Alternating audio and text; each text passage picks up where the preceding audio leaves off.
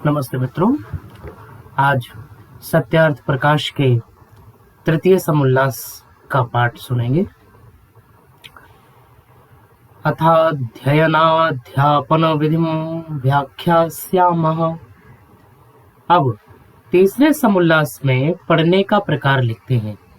संतानों को उत्तम विद्या, शिक्षा, गुण, कर्म और स्वभाव रूप आभूषणों का धारण कराना माता पिता, आचार्य और संबंधियों का मुख्य कर्म है। सोने, चांदी, माणिक, मोती, मूंगा आदि रत्नों से युक्त आभूषणों के धारण कराने से मनुष्य का आत्मा सुशोभित कभी नहीं हो सकता, क्योंकि आभूषणों के धारण करने से केवल देहाभिमान, विषय शक्ति और चोर आदि का भय तथा मृत्यु का भी संभव है। संसार में देखने में आता है कि आभूषणों के योग से बालकादिकों का मृत्यु दुष्टों के हाथ से होता है। विद्या विलास मनसो धृतशील शिक्षा, सत्यव्रता रहित मान मलापहारा, संसार दुख दलनेन सुभूषिता, ये धन्या नरा विहित कर्म परोपकारा।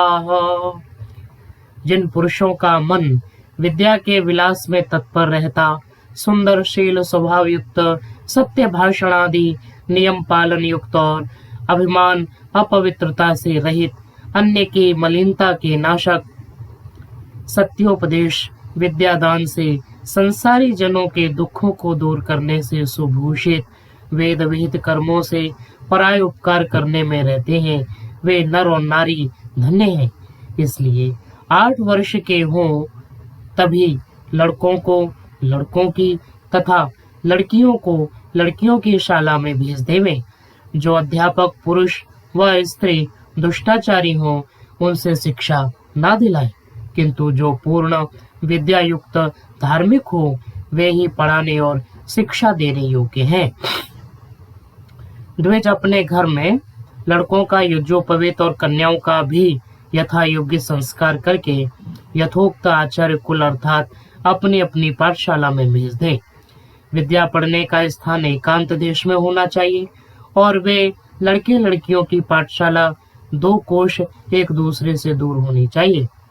जो वहाँ अध्यापिका और अध्यापक पुरुष व भृत्य अनुचर हों, वे कन्याओं की पाठशाला में सब स्त्री और पुरुषों की पाठशाला में पुरुष रहें। स्त्रियों की पाठशाला में 5 वर्ष का लड़का और पुरुषों की पाठशाला में 5 वर्ष की लड़की भी ना जावे। अर्थात जब तक वे ब्रह्मचारी और ब्रह्मचारिणी रहें, तब तक स्त्री या पुरुष का दर्शन, स्पर्शन, एकांतवा, सेवन, भाषण, विषय कथा, परस्पर क्रीड़ा, विषय का ध्यान और संग, इन 8 प्रकार के मैथुनों से दूर रहें और अध्यापक लोग उनको इन बातों से बचावे, जिससे उत्तम विद्या, शिक्षा, शील, स्वभाव, शरीर और आत्मा के बलयुक्त होके आनंद को नित्य बढ़ा सके। पाठशालाओं से योजन अर्थात 4 कोस दूर ग्राम व नगर रहे। सबको तुल्य वस्त्र, खान पान, आसन दिए जाए, चाहे वह राजकुमार व राजकुमारी हो, चाहे दरिद्र के संतान हो, सबको तपस्वी होना चाहिए। उनके माता पिता अपने संतानों से व संतान अपने माता पिताओं से न मिल सके और न किसी प्रकार का पत्र व्यवहार एक दूसरे से कर सके, जिससे संसारी चिंता से रहित होकर केवल विद्या बढ़ाने की चिंता रखें। जब भ्रमण करने का समय आ जाए, तब उनके साथ अध्यापक रहें, जिससे किसी प्रकार की कुचेष्टा न कर सकें, न आलस्य प्रमाद करें। कन्यानाम संप्रदानम च कुमाराणाम च रक्षणम। इसका अभिप्राय यह है कि इसमें राज नियम और जाति नियम होना चाहिए कि 5वें अथवा 8वें वर्ष से आगे अपने लड़कों लड़कियों को घर में ना रखे सकें, पाठशाला में अवश्य भेज देवें। जो ना भेजें वह दंडनीय हो। प्रथम लड़कों का यज्ञोपवीत घर में ही हो और दूसरा पाठशाला में आचार्य कुल में हो। पिता, माता व अध्यापक अपने लड़का लड़कियों को अर्थ सहित गायत्री मंत्र का उपदेश कर दें। वह मंत्र है ओम भूर्भुवस्वः तत्सवितुर्वरेण्यं भर्गो देवस्य धीमहि धियो यो नः प्रचोदयात्। इस मंत्र में जो प्रथम ओम है उसका अर्थ है प्रथम समुल्लास में कर दिया गया है, वहीं से जान लेना। अब 3 व्याहृतियों के अर्थ संक्षेप में लिखते हैं।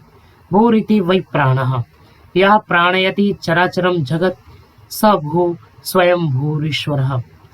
जो सब जगत के जीवन का आधार, प्राण से विप्रिय और स्वयंभू है, उस प्राण का वाचक होके भू परमेश्वर का नाम है। भुवः इत्यपानः, यह सर्वं दुःखम अपानयति सोपानः। जो सब दुखों से रहित, जिसके संग से जीव सब दुखों से छूट जाते हैं, इसलिए उस परमेश्वर का नाम भुवा है। स्वरिति व्यानः, यो विविधम जगत व्यानयति व्याप्नोति स व्यानः। जो नानाविध जगत में व्यापक होके सबका धारण करता है, इसलिए उस परमेश्वर का नाम स्व है। ये तीनों वचन तैत्तिरीय आरण्यक के हैं। सभी तो यह सुनत्युत्पादयति सर्वं जगत स सविता तस्य। जो सब जगत का उत्पादक और सब ऐश्वर्य का दाता है। देवस्य यो दिव्यते दिव्यते व स देवः। जो सब दुख सुखों का देनेहारा और जिसकी प्राप्ति की कामना सब करते हैं, उस परमात्मा का जो वरेण्यम वर्तो मरहम स्वीकार करने योग्य अतिश्रेष्ठ, भर्गः शुद्ध स्वरूप, शुद्ध स्वरूप पवित्र करने वाला चेतन ब्रह्म स्वरूप है। तत् उसी परमात्मा के स्वरूप को हम लोग धीमहि धरेमहि धारण करें। किस प्रयोजन के लिए? यह जगदीश्वर जो सविता देव परमात्मा न अस्माकं हमारी दिया बुद्धियों को प्रचोदयात् प्रेरणा करे और बुरे कामों से छुड़ाकर अच्छे कामों में प्रवृत्ति करे। हे परमेश्वर, हे सच्चिदानंद स्वरूप, हे नित्य शुद्ध बुद्ध मुक्त स्वभाव, हे अथ निरंजन निर्विकार, हे सर्वांतर्यामिन, हे सर्वाधार जगतपते, सकल जगत उत्पादक, हे अनादि विश्वंभर सर्वव्यापिन, हे करुणामृत वारिधे, सवितुर्देवस्य तव यादो भूर्भुवस्सर्वरेण्यं भर्गोस्ते तद्वयं धीमहि दधीमहि ध्यायेम वा कस्मै प्रयोजनात् इत्यत्राह। हे भगवन्, यह सविता देवः परमेश्वरो भवान्नस्माकं धिया प्रचोदयात्, स एवास्माकं पूज्य उपासनीय इष्ट देवो भवतु। नातुल्यं भवत्तुल्यं भवतोऽधिकं च कंचेत् कदाचिन् मन्यामहे।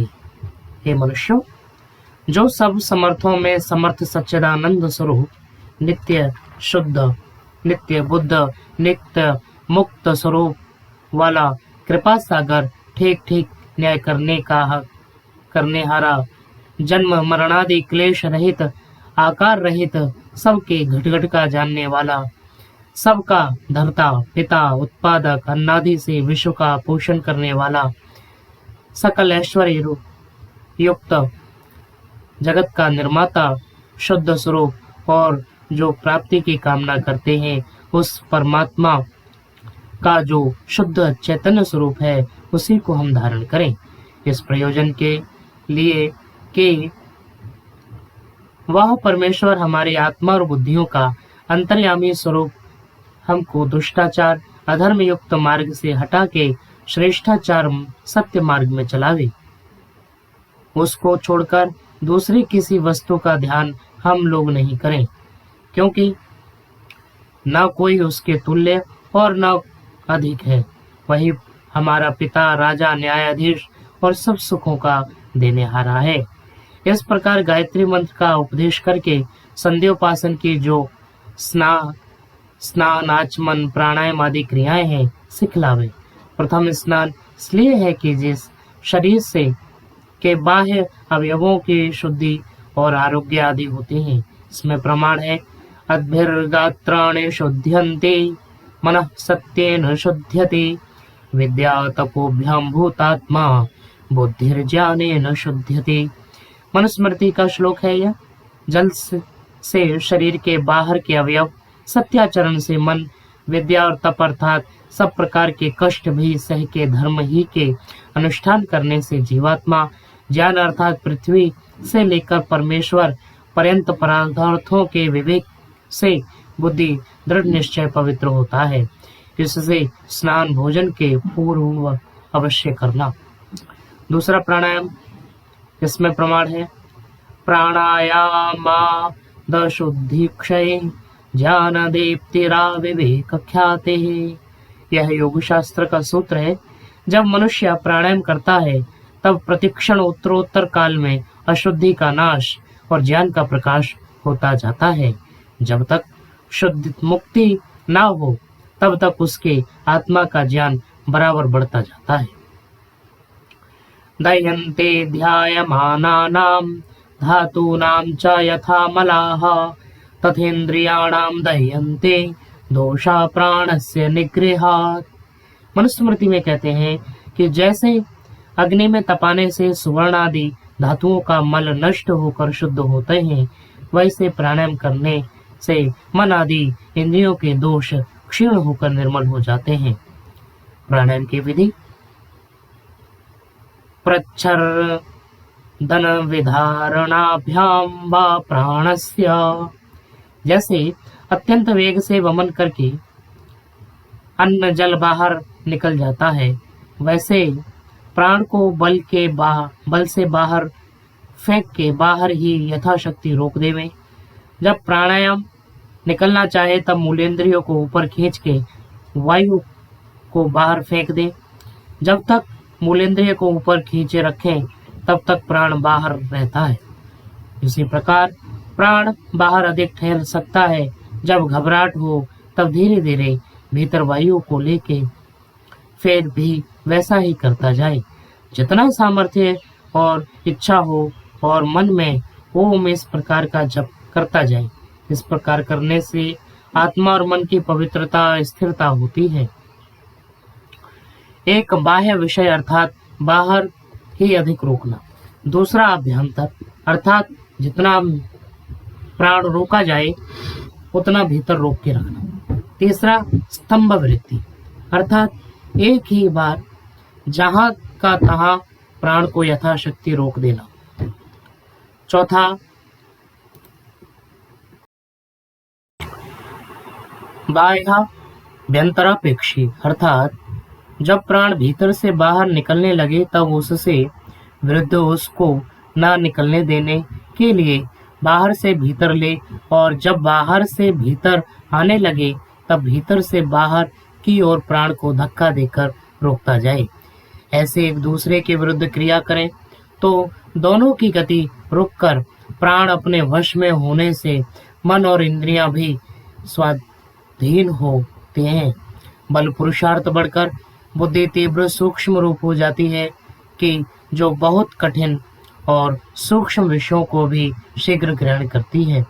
इससे मनुष्य शरीर में वीर वृद्धि को प्राप्त होकर स्थिर बल पराक्रम जितेंद्रियता सब शास्त्रों को थोड़े ही काल में समझकर उपस्थित कर लेगा। स्त्री भी इसी प्रकार योगाभ्यास करे। भोजन छादन बैठन उठने बोलने चलने छोटे बड़ों से यथा योग व्यवहार करने का उपदेश करें। संध्योपासन जिसको ब्रह्मयज्ञ भी कहते हैं, आचमन उतने जल को हथेली में लेके उसके मूल और मध्य देश में ओष्ठ लगा के करें कि वह जल कंठ के नीचे हृदय तक पहुँचे, न उससे अधिक न न्यून। उससे कंठस्थ कफ और पित्त की निवृत्ति थोड़ी सी होती है। पश्चात मार्जन अर्थात मध्यमा और अनामिका उंगली के अग्रभाग से नेत्रादि अंगों पर जल छिड़क के उससे आलस्य दूर होता है। जो आलस्य और जल प्राप्त ना हो तो ना करें। पुनः समंत्रक प्राणायाम मनसा परिक्रमण उपस्थान पीछे परमेश्वर की स्तुति प्रार्थना और उपासना की रीति सिखलावे। पश्चात अगमर्षण अर्थात पाप करने की इच्छा से भी कभी ना करें। यह संध्योपासन एकांत देश में एकाग्र चित्त से करे। अपाम समीपे नियतो नैत्यकम विधिमा स्थितः सावित्रीमप्यधीत गत्वारण्यम समाहितः। मनुस्मृति में कहते हैं, जंगल में अर्थात एकांत देश में जा सावधान होके जल के समीप स्थित होके नित्य कर्म को करता हुआ सावित्री अर्थात गायत्री मंत्र का उच्चारण, अर्थ ज्ञान और उसके अनुसार अपने चाल चलन को करे, परंतु यह जन्म से करना उत्तम है। दूसरा देव यज्ञ जो अग्निहोत्र और विद्वानों का संग सेवाधिक से होता है। संध्या और अग्निहोत्र सायं प्रातः दो ही काल में करें। दो ही रात दिन की संधि वेला है, अन्य नहीं। न्यून से न्यून 1 घंटा ध्यान अवश्य करें। जैसे समाधिस्थ होकर योगी लोग परमात्मा का ध्यान करते हैं, वैसे ही संध्या उपासन भी किया करें। यथा सूर्योदय के पश्चात और सूर्यास्त के पूर्व अग्निहोत्र करने का भी समय है। उसके लिए एक किसी धातु व मिट्टी के ऊपर 12 व 16 अंगुल चौकोर उतनी ही गहरी और नीचे 3 व 4 अंगुल परिमाण से वेदी इस प्रकार बनावे, अर्थात ऊपर जितनी चौड़ी हो उसकी चतुर्थांश नीचे चौड़ी रहे। उसमें चंदन, पलाश व अमरादि के श्रेष्ठ काष्ठों के टुकड़े उसी वेदी के परिमाण से बड़े छोटे करके उसमें रखें। उसके मध्य में अग्नि रख के पुनः उस पर समिधा अर्थात पूर्वोक्त ईंधन रख दें। एक प्रोक्षणी पात्र ऐसा और तीसरा प्रणीता पात्र इस प्रकार का, और इस प्रकार के याज्ञा स्थली अर्थात घृत रखने का पात्र और चमचा ऐसा सोने चांदी काष्ठ का बनवा के प्रणीता और प्रोक्षणी में जल तथा घृत पात्र में घृत रख के घृत को तपा लेवें।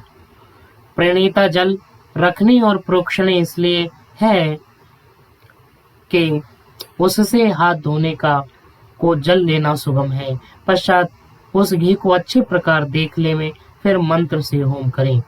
ओम भूरग्नये प्राणाय स्वाहा, भुवर्वायवे पानाय स्वाहा, स्वरादित्याय व्यानाय स्वाहा, भूर्भुवस्वरग्निवायवादितेभ्यः प्राणापान व्यानेभ्यः स्वाहा इत्यादि। अग्निहोत्र के प्रत्येक मंत्र को पढ़कर एक एक आहुति देवें, और जो अधिक आहुति देना हो तो विश्वानि देव सवितर्दुरितानि परासुव यद भद्रम तन्न आसुव इस मंत्र और पूर्वोक्त गायत्री मंत्र से आहुति देवें। ओम भू, ओम प्राणा आदि ये सब नाम परमेश्वर के हैं। इनके अर्थ कहे चुके हैं। स्वाहा शब्द का अर्थ है कि जैसा ज्ञान आत्मा में हो वैसा ही जीव से बोले, विपरीत नहीं। जैसे परमेश्वर ने सब प्राणियों के सुख के अर्थ इस सब जगत के पदार्थ रचे हैं, वैसे मनुष्यों को भी परोपकार करना चाहिए। प्रश्न है, होम से क्या उपकार होता है? उत्तर, सब लोग जानते हैं कि दुर्गंध युक्त वायु और जल से रोग, रोग से प्राणियों को दुख, और सुगंधित वायु तथा जल से आरोग्य और रोग के नष्ट होने से सुख प्राप्त होता है। प्रश्न है, चंदन आदि घिस के किसी को लगावे व घृतादि खाने को देवे तो बड़ा उपकार हो। अग्नि में डाल के व्यर्थ नष्ट करना बुद्धिमानों का काम नहीं। उत्तर, जो तुम चंदनादि पदार्थ विद्या यदि जानते हो तो ऐसी बात कभी नहीं कहती, क्योंकि किसी द्रव्य का अभाव नहीं होता। देखो, जहाँ होम होता है वहां से दूर देश में स्थित पुरुष के नासिका से सुगंध का ग्रहण होता है, वैसे दुर्गंध का भी। इतने ही से समझ लो कि अग्नि में डाला हुआ पदार्थ सूक्ष्म होके फैल के वायु के साथ दूर देश में जाकर दुर्गंध की निवृत्ति करता है। प्रश्न, जब ऐसा ही है तो केसर, कस्तूरी, सुगंधित पुष्प और अतर आदि के घर में रखने से सुगंधित वायु होकर सुखकारक होगा। उत्तर, उस सुगंध का वह सामर्थ्य नहीं है कि गृहस्थ वायु को बाहर निकालकर शुद्ध वायु को प्रवेश करा सके, और उसमें भेद शक्ति नहीं है, और अग्नि ही का सामर्थ्य है कि उस वायु और दुर्गंधित पदार्थों को छिन्न भिन्न और हल्का करके बाहर निकालकर पवित्र वायु का प्रवेश करा देता है। प्रश्न, तो मंत्र पढ़ के होम करने का क्या प्रयोजन है? उत्तर, मंत्रों में वह व्याख्यान है कि जिससे होम करने में लाभ विदित हो जाए और मंत्रों की आवृत्ति होने से कंठस्थ रहे, वेद पुस्तकों का पठन पाठन और रक्षा भी होगी। प्रश्न, क्या इस होम करने से बिना पाप होता है? हाँ, क्योंकि जिस मनुष्य के शरीर से जितना दुर्गंध उत्पन्न होके वायु और जल को बिगाड़ कर रोगोत्पत्ति का निमित्त होने से प्राणियों को दुख प्राप्त कराता है, उतना ही पाप उस मनुष्य को होता है। इसलिए उस पाप के निवारणार्थ जितना सुगंध वह उससे अधिक वायु और जल में फैलाना चाहिए, और खिलाने पिलाने से उसी एक व्यक्ति को सुख विशेष होता है। जितना घृत और सुगंधादि पदार्थ एक मनुष्य खाता है, उतने द्रव्य के होम से लाखों मनुष्यों का उपकार होता है। परंतु जो मनुष्य घृत उत्तम पदार्थ ना खावे, तो उनके शरीर व आत्मा के बल की उन्नति ना हो सके। इससे अच्छे पदार्थ खिलाना पिलाना भी चाहिए, परंतु उससे होम अधिक करना उचित है। इसलिए होम का करना अत्यावश्यक है। प्रश्न, प्रत्येक मनुष्य कितनी आहुति करे और एक एक आहुति का कितना परिमाण हो? उत्तर, प्रत्येक मनुष्य को 16-16 आहुति और 6-6 मासे घृतादि एक एक आहुति का परिमाण न्यून से न्यून होना चाहिए, और जो इससे अधिक करे तो बहुत अच्छा। इसीलिए आर्यवर्ष शिरोमणि महाशय ऋषि महर्षि राजे महाराजे लोग बहुत सा होम करवाते थे। जब तक इस होम करने का प्रचार रहा, तब तक आर्यावर्त देश रोगों से रहित और सुखों से पूरित था। अब भी प्रचार हो तो वैसा ही हो जाए। ये दो यज्ञ अर्थात ब्रह्म यज्ञ जो पढ़ना पढ़ाना, संध्योपासन ईश्वर की स्तुति प्रार्थना उपासना करना, दूसरा देव यज्ञ जो अग्निहोत्र से लेकर अश्वमेध पर्यंत यज्ञ विद्वानों की सेवा संग करना, परंतु ब्रह्मचर्य में केवल ब्रह्म यज्ञ अग्निहोत्र का ही करना योग्य है। ब्राह्मणस्त्रयाणानां वर्णानामुपनयं कर्तुम् अर्हति, राजन्यो द्वयस्य वैश्यो वैश्यस्यैवेति, शूद्रमपि कुलगुणसम्पन्नं मन्त्रवर्च मनोपनीतमध्यापये दिक्तेके। यह सुश्रुत के सूत्र स्थान के दूसरे अध्याय का वचन है। ब्राह्मण तीनों वर्ण ब्राह्मण क्षत्रिय और वैश्य, क्षत्रिय क्षत्रिय और वैश्य तथा वैश्य एक वर्ण को यज्ञोपवीत करा के पढ़ा सकता है, और जो कुलीन शुभ लक्षणित्र शूद्र हो तो उसको मंत्र संहिता छोड़ के सब शास्त्र पढ़ावे।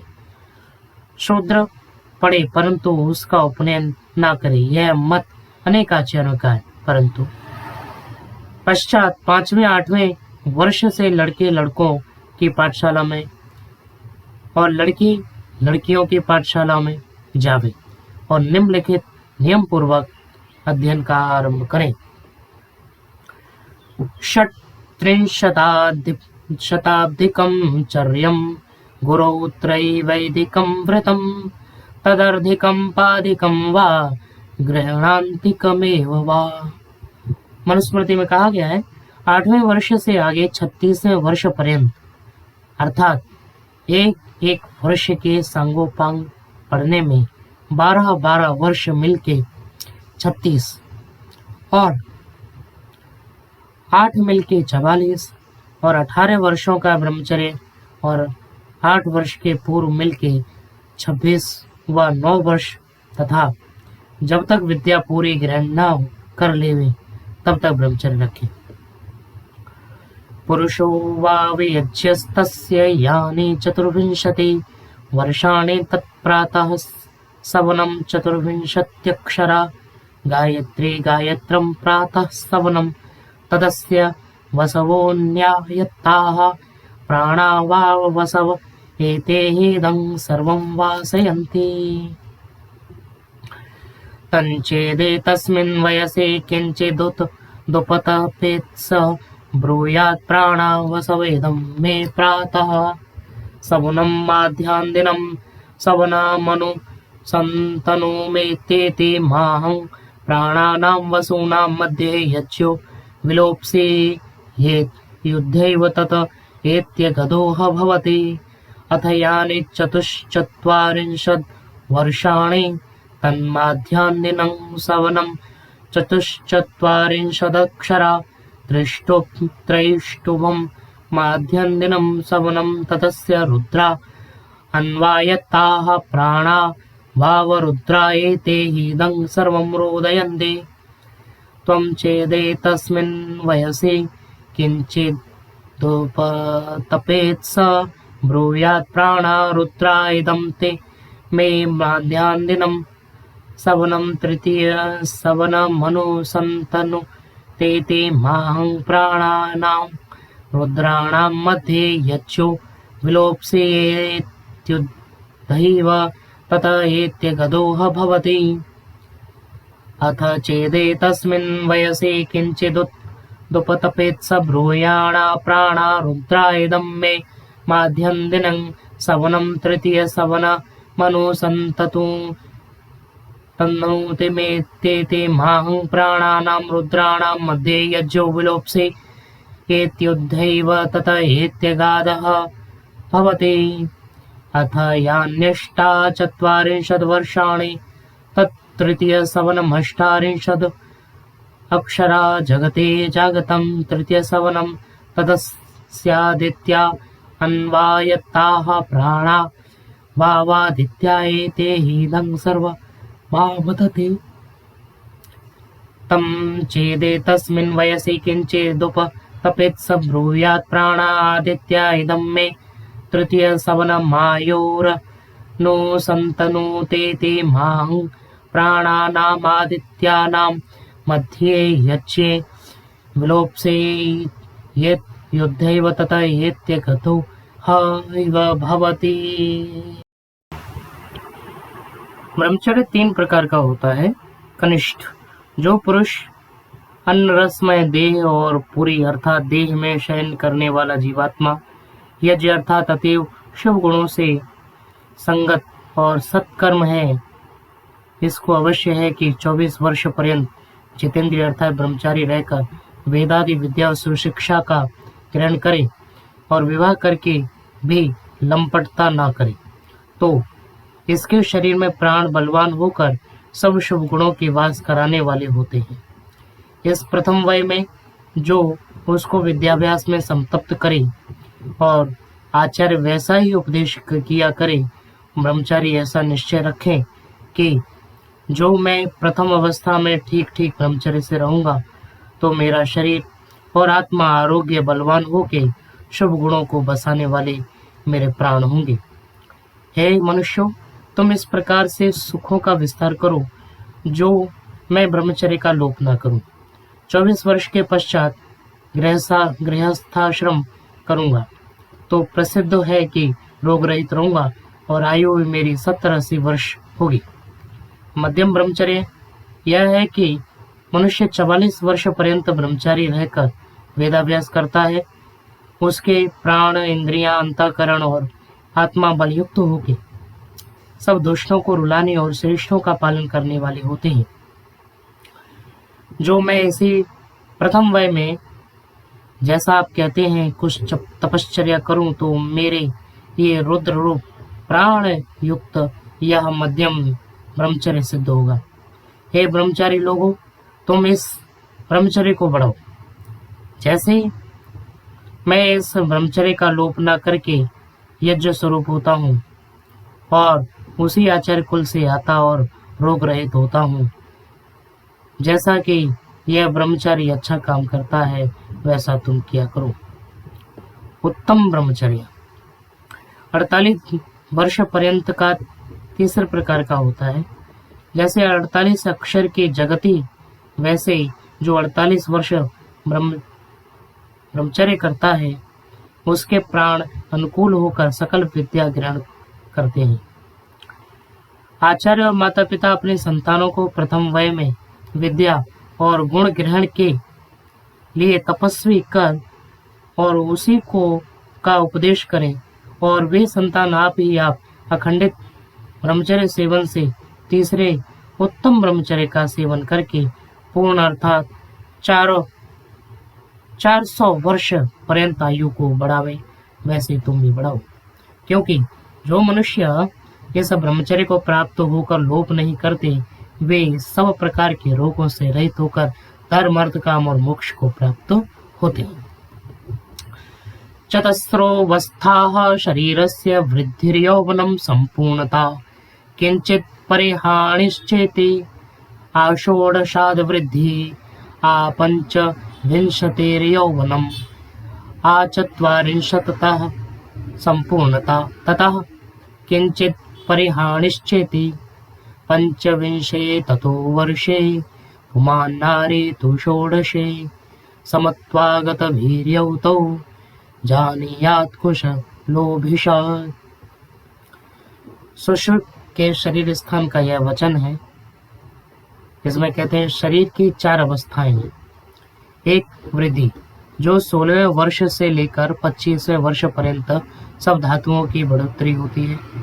दूसरा यौवन, जो 25वें वर्ष के अंत और 26वें वर्ष के आदि में युवावस्था का आरंभ होता है।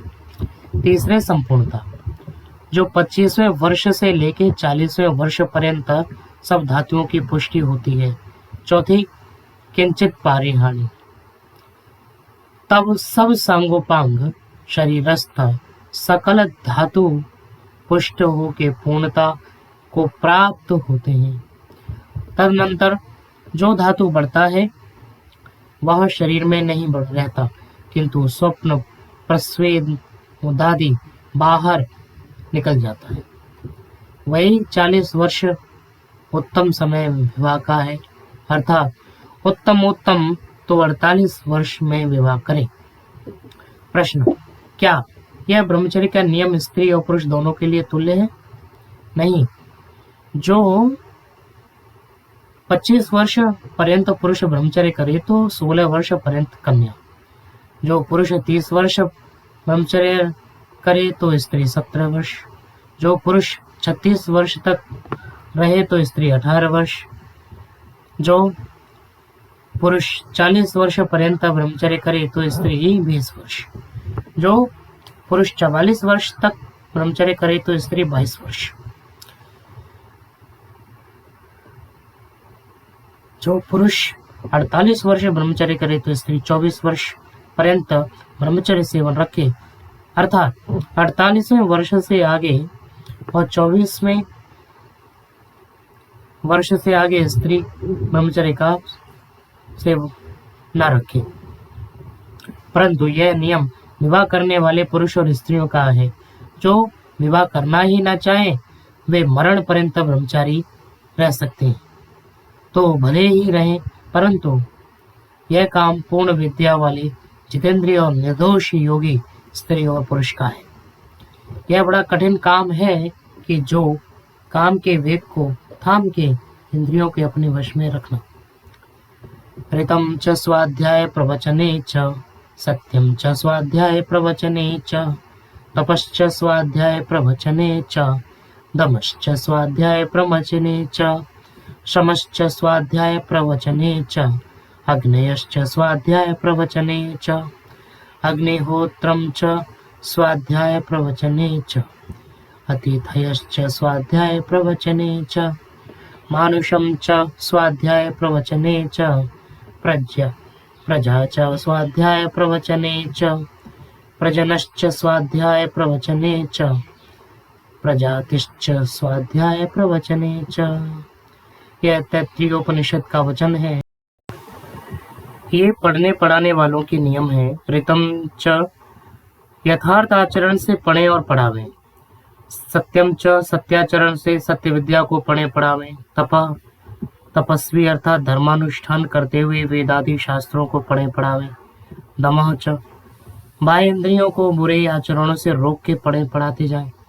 क्षमा च अर्थात मन की वृत्तियों को सब प्रकार के दोषों से हटा के पढ़ते पढ़ाते जाएं। अग्नयश्च आहवनीय आदि अग्नि और विद्युत आदि को जान के पढ़ते पढ़ाते जाएं। अग्निहोत्रम च अग्निहोत्र करते हुए पठन पाठन करें करावे। अतिथि की सेवा करते हुए पढ़े पढ़ावे। मानुषम च मनुष्य संबंधी व्यवहारों को यथा योग्य करते हुए पढ़ते पढ़ाते नहीं। प्रजा च संतान और राज्य के पालन करते हुए पढ़ते पढ़ाते जाएं। प्रजनम च वीर की रक्षा और वृद्धि करते हुए पढ़ते पढ़ाते जाएं। प्रजातिश्च अर्थात अपने संतान और शिष्य का पालन करते हुए पढ़ते पढ़ाते जाएं। यमान सेवेत सततम न नियमान केवलान बुधा यमान पतत्य कुर्वाणो नियमान केवलान भजन। यम 5 प्रकार के होते हैं। तत्राहिंसा सत्यास्तेय ब्रह्मचर्या परिग्रह नियमः। योग सूत्र में कहा कि यम 5 प्रकार के हैं। अहिंसा वैर त्याग, सत्य सत्य मानना, सत्य बोलना और सत्य ही करना। अस्तेय अर्थात मन कर्म वचन से चोरी त्याग। ब्रह्मचर्य अर्थात उपस्थेंद्रिय का संयम। अपरिग्रह अर्थात अत्यंत लोलुपता, स्वाभिमान रहित होना। इन 5 यमों का सेवन सदा करें। केवल नियमों का सेवन अर्थात शौच संतोष तपस्वाध्याय ईश्वर प्राणी दानानि नियमाः। योग सूत्र में कहते हैं शौच अर्थात स्नान आदि से पवित्रता, संतोष सम्यक प्रसन्न होकर निरुद्यम रहना, संतोष नहीं किंतु पुरुषार्थ जितना हो सके उतना करना, लाभ हानि में हर्ष व शोक न करना। तप अर्थात कष्ट सेवन से भी धर्मयुक्त कर्मों का अनुष्ठान, स्वाध्याय पढ़ना पढ़ाना, ईश्वर प्रणिधान ईश्वर की भक्ति विशेष में आत्मा को अर्पित करना। ये 5 नियम कहते हैं। यमों के बिना केवल इन नियमों का सेवन न करें किंतु इन दोनों का सेवन किया करें। जो यमों का सेवन छोड़ के केवल नियमों का सेवन करता है वह उन्नति को नहीं प्राप्त होता किंतु अधोगति अर्थात संसार में गिरा रहता है। कामात्मता न प्रशस्ता न चैवे हस्त्य कामता काम्यो हि वेदाधिगमः कर्मयोगश्च वैदिकः। मनुस्मृति में कहते हैं अत्यंत कामातुरता और निष्कामता किसी के लिए भी श्रेष्ठ नहीं, क्योंकि जो कामना ना करे तो वेदों का ज्ञान और वेद विहित कर्मादि उत्तम कर्म किसी से ना हो सके। इसलिए स्वाध्यायेन वृतैर्होमैस्त्रैविध्येन जया सुतैः महायज्ञैश्च यज्ञैश्च ब्राह्मीयं क्रियते तनुः। स्वाध्याय सकल विद्या पढ़ते पढ़ाते, व्रत ब्रह्मचर्य सत्य भाषण आदि नियम पालने, होम अग्निहोत्रादि होम सत्य का ग्रहण असत्य का त्याग और सत्य विद्याओं का दान देने, त्रैविध्येन वेदस्थ कर्मोपासना ज्ञान विद्या के त्याग ग्रहण, यज्ञया पक्षेष्ट्यादि करने, सुतैः सुसंतानोत्पत्ति, महायज्ञ ब्रह्मदेव पितृ बलिवैश्व तथा अतिथियों के सेवन रूप 5 महायज्ञ और यज्ञ ही अग्निष्टोम आदि शिल्प विद्या विज्ञान आदि यज्ञों के सेवन से इस शरीर को ब्राह्मी अर्थात वेद और परमेश्वर की भक्ति का आधार रूप ब्राह्मण का शरीर बनता है। इतने साधनों के बिना ब्राह्मण शरीर नहीं बन सकता।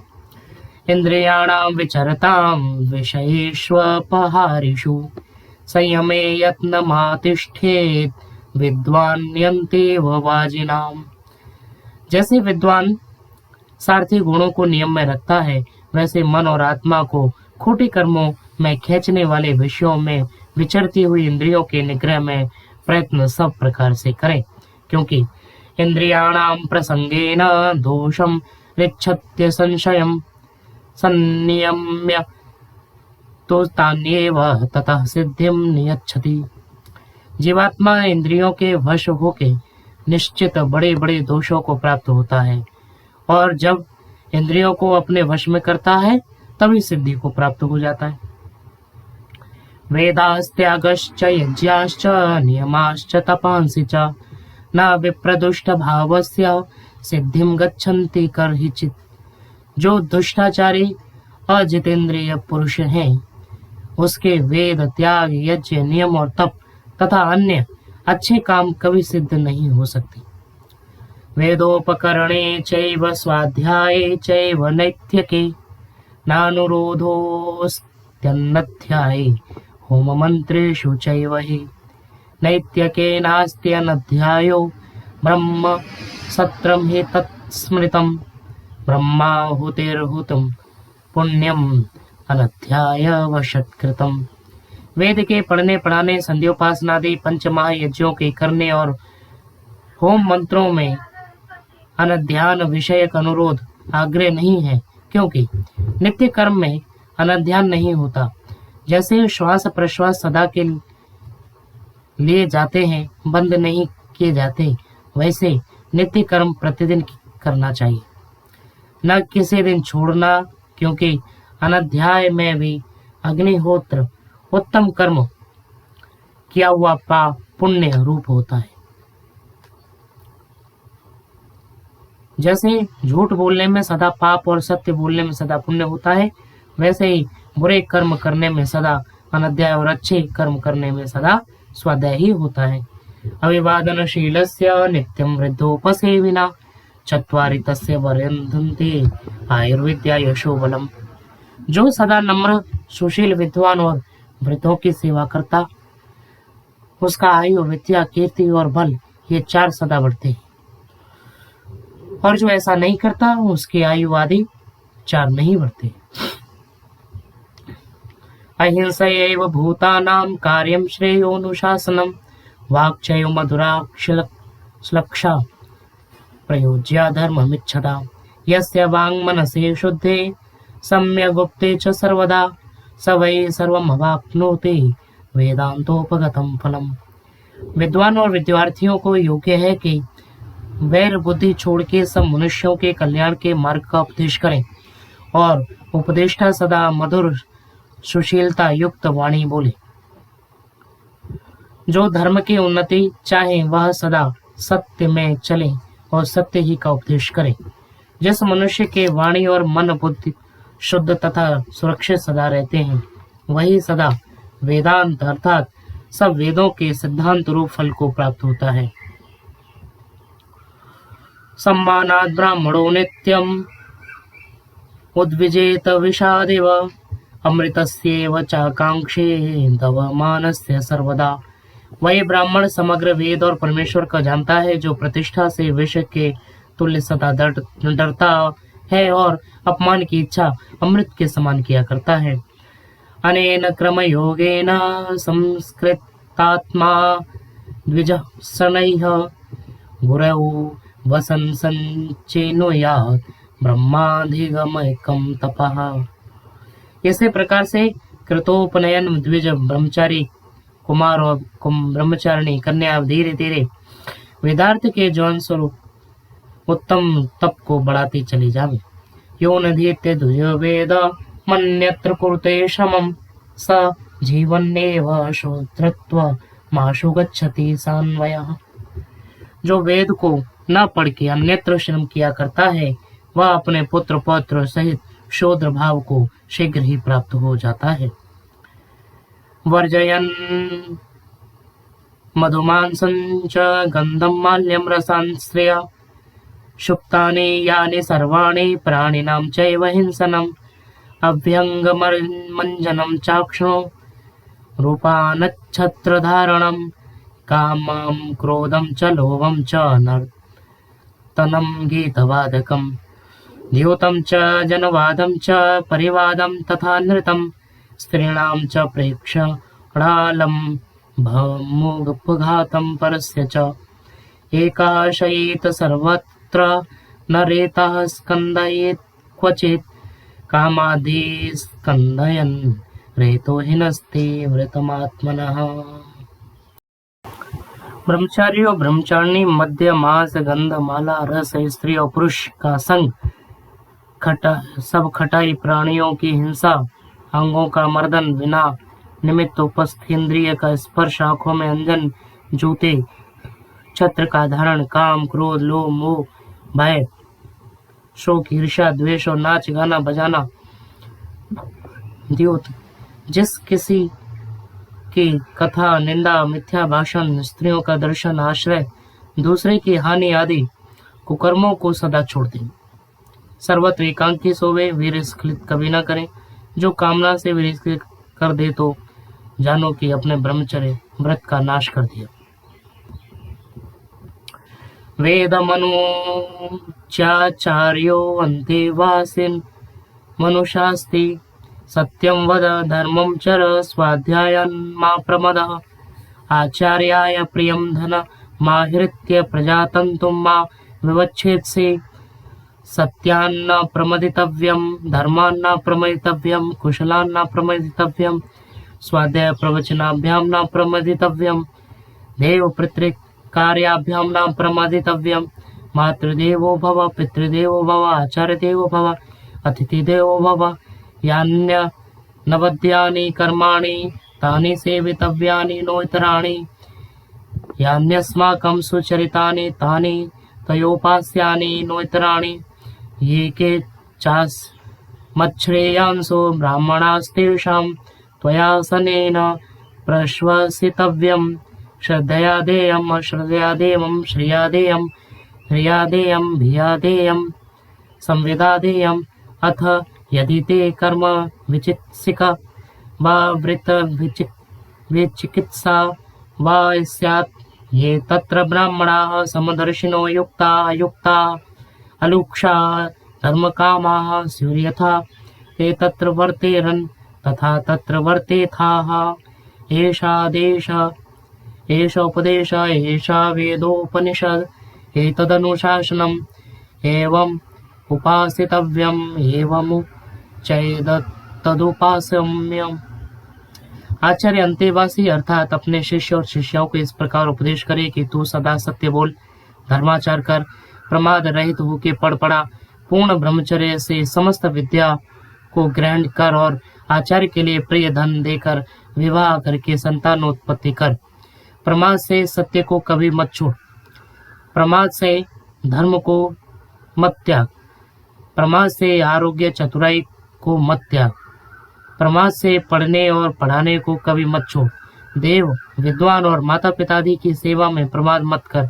जैसे विद्वान का सत्कार करे उसी प्रकार माता पिता आचार्य और अतिथि की सेवा किया कर। जो अनिंदित धर्मयुक्त कर्म है उन सत्य भाषणादि को किया कर, उनसे भिन्न मिथ्या भाषणादि कभी मत कर। जो हमारे सुचरित अर्थात धर्मयुक्त कर्म हो उनको ग्रहण कर और जो हमारे पापाचरण हो उनको कभी मत कर। जो कोई हमारे मध्य में उत्तम विद्वान धर्मात्मा ब्राह्मण है उन्हीं के समय बैठ और उन्हीं का विश्वास किया कर। श्रद्धा से देना, अश्रद्धा से देना, शोभा से देना, लज्जा से देना, भय से देना, प्रतिज्ञा से भी देना चाहिए। जब कभी तुझको कर्म व शील तथा उपासना ज्ञान में किसी प्रकार का संशय उत्पन्न हो तो वे समदर्शी पक्षपात रहित योगी अयोगी आर्द्र चित्त धर्म की कामना करने वाले धर्मात्मा जन हो। जैसे वे धर्म मार्ग में बढ़ते वैसे तू भी अपने उसमें बढ़ता कर। यही आदेश आज्ञा, यही उपदेश, यही वेदिक की उपनिषद और यही शिक्षा है। इसी प्रकार वर्तना और अपना चाल चलन सुधारना चाहिए। अकामस्य क्रिया काचित् दृश्यते नेह कर्हिचित् यदि कुरुते किंचित् तत्कामस्य चेष्टितम् मनुष्यों को निश्चित करना चाहिए कि निष्काम पुरुष में नेत्र का संकोच विकास का होना भी सर्वथा असंभव है। इससे यह सिद्ध होता है कि जो कुछ भी करता है वह चेष्टा कामना के बिना नहीं है। आचारः परमो धर्मः श्रुत्युक्तः स्मार्त एव च तस्मादस्मिन् सदा युक्तो नित्यं स्यादात्मवान् द्विजः। आचाराद् विच्यते विप्रो न वेद फलमश्नुते आचार्येण तु संयुक्तः संपूर्ण फल भाग भवेत्। कहने सुनने सुनाने पढ़ने पढ़ाने का फल यही है कि जो वेद और वेदानुकूल स्मृतियों में प्रतिपादन धर्म का आचरण करना, इसलिए धर्माचार में सदा युक्त रहे, क्योंकि जो धर्माचार से रहित है वह वेद प्रतिपादित धर्मजन्य सुख रूप फल को प्राप्त नहीं हो सकता। जो विद्या पढ़ के धर्माचरण करता है वही संपूर्ण सुख को प्राप्त होता है। यो वमन्येत ते मूले हेतु शास्त्राश्रया द्विजः स साधुभिर्बर्हि बहिष्कार्यो नास्तिको वेद निंदकः। जो वेद और वेदानुकूल आप्त पुरुषों के लिए शास्त्रों का अपमान करता है उस वेद निंदक नास्तिक को जाति पंक्ति और देश से बाहर कर देना चाहिए, क्योंकि श्रुति स्मृति सदाचारा स्वस्य च प्रियमात्मना एतच्चतुर्विधं प्राहुः साक्षात् धर्मस्य लक्षणम्। श्रुति वेद स्मृति वेदानुकूल आप्तोक्त मनुस्मृत्यादि शास्त्र सत्पुरुषों का आचार जो सनातन अर्थात वेद द्वारा परमेश्वर प्रतिपादित कर्म और अपने आत्मा में प्रिय अर्थात जिसको आत्मा चाहता है, जैसे कि सत्य भाषण से चार धर्म के लक्षण अर्थात इन्हीं में धर्माधर्म का निश्चय होता है। जो पक्षपात रहित न्याय सत्य का ग्रहण असत्य का सर्वथा परित्याग रूप आचार है उसी का नाम धर्म, और इससे विपरीत जो पक्षपात रहित अन्यायाचरण सत्य का त्याग और असत्य का ग्रहण करने रूप कर्म है उसी को अधर्म कहते हैं। धर्म कामेश्व सक्तानां धर्म ज्ञानम विधीयते धर्मम जिज्ञासमानानां प्रमाणम परमं श्रुति। जो पुरुष अर्थ सुवर्ण आदि रत्न और काम स्त्री सेवन आदि में नहीं फंसते हैं उन्हीं को धर्म का ज्ञान प्राप्त होता है। जो धर्म के ज्ञान की इच्छा करें वे वेद द्वारा धर्म का निश्चय करें, क्योंकि धर्माधर्म का निश्चय बिना वेद के ठीक नहीं होता। इस प्रकार आचार्य अपने शिष्य को उपदेश करे और विशेषकर राजा इतर क्षत्रिय वैश्य और उत्तम शूद्र जनों को भी विद्या का अभ्यास अवश्य करावे, क्योंकि वे ब्राह्मण हैं, वे ही केवल विद्याभ्यास करें और क्षत्रिय आदि ना करें तो विद्या धर्म राज्य धन आदि की वृद्धि कभी नहीं हो सकती, क्योंकि ब्राह्मण तो केवल पढ़ने पढ़ाने और क्षत्रिय आदि से जीविका को प्राप्त होकर जीवन धारण कर सकते हैं। जीविका के अधीन और क्षत्रिय आदि के आज्ञादाता और यथावत परीक्षक दंडदाता न होने से ब्राह्मण आदि सब वर्ण पाखंड ही में फंस जाते हैं, और जब क्षत्रिय आदि विद्वान होते हैं तब ब्राह्मण भी अधिक विद्याभ्यास और धर्म पथ में चलते हैं और उन क्षत्रिय आदि विद्वानों के सामने पाखंड झूठा व्यवहार भी नहीं कर सकते। और जब क्षत्रिय आदि विद्वान होते हैं तो वे जैसा अपने मन में आता है वैसा ही करते कराते हैं। इसलिए ब्राह्मण भी अपना कल्याण चाहे तो क्षत्रिय आदि को वेदादि सत्य शास्त्र का अभ्यास अधिक प्रयत्न से करावे, क्योंकि क्षत्रिय आदि ही विद्या धर्म राज्य और लक्ष्मी की वृद्धि करने हारे हैं। वे कभी भिक्षा वृत्ति नहीं करते, इसलिए वे विद्या व्यवहार में पक्षपाती भी नहीं हो सकते। और जब सब वर्णों में विद्या सुशिक्षा होती है तब कोई भी पाखंड रूप अधर्म युक्त मिथ्या व्यवहार को नहीं चला सकता। इससे क्या सिद्ध हुआ कि क्षत्रियादि को नियम में चलाने वाले ब्राह्मण और सन्यासी तथा ब्राह्मण और सन्यासी को शिव नियम में चलाने वाले क्षत्रियादि होते हैं। इसलिए सब वर्णों के स्त्री पुरुषों में विद्या और धर्म का प्रचार अवश्य होना चाहिए। अब जो पढ़ना पढ़ाना हो वह अच्छी प्रकार परीक्षा करके होना योग्य है। परीक्षा 5 प्रकार की होती है। 1. जो ईश्वर के गुण कर्म स्वभाव और वेदों से अनुकूल हो वह सत्य और उससे विरुद्ध असत्य। दूसरी, जो सृष्टि क्रम से अनुकूल वह सत्य, और जो सृष्टि क्रम के विरुद्ध वह असत्य। जैसे कोई कहे बिना माता पिता के योग से लड़का उत्पन्न हुआ, ऐसा कथन सृष्टि क्रम से विरुद्ध होने से सर्वथा असत्य। तीसरी शिक्षा व आप्त, अर्थात जो धार्मिक विद्वान सत्यवादी निष्कपटियों का संग उपदेश के अनुकूल है वह ग्राह्य, और जो विरुद्ध वह अग्राह्य।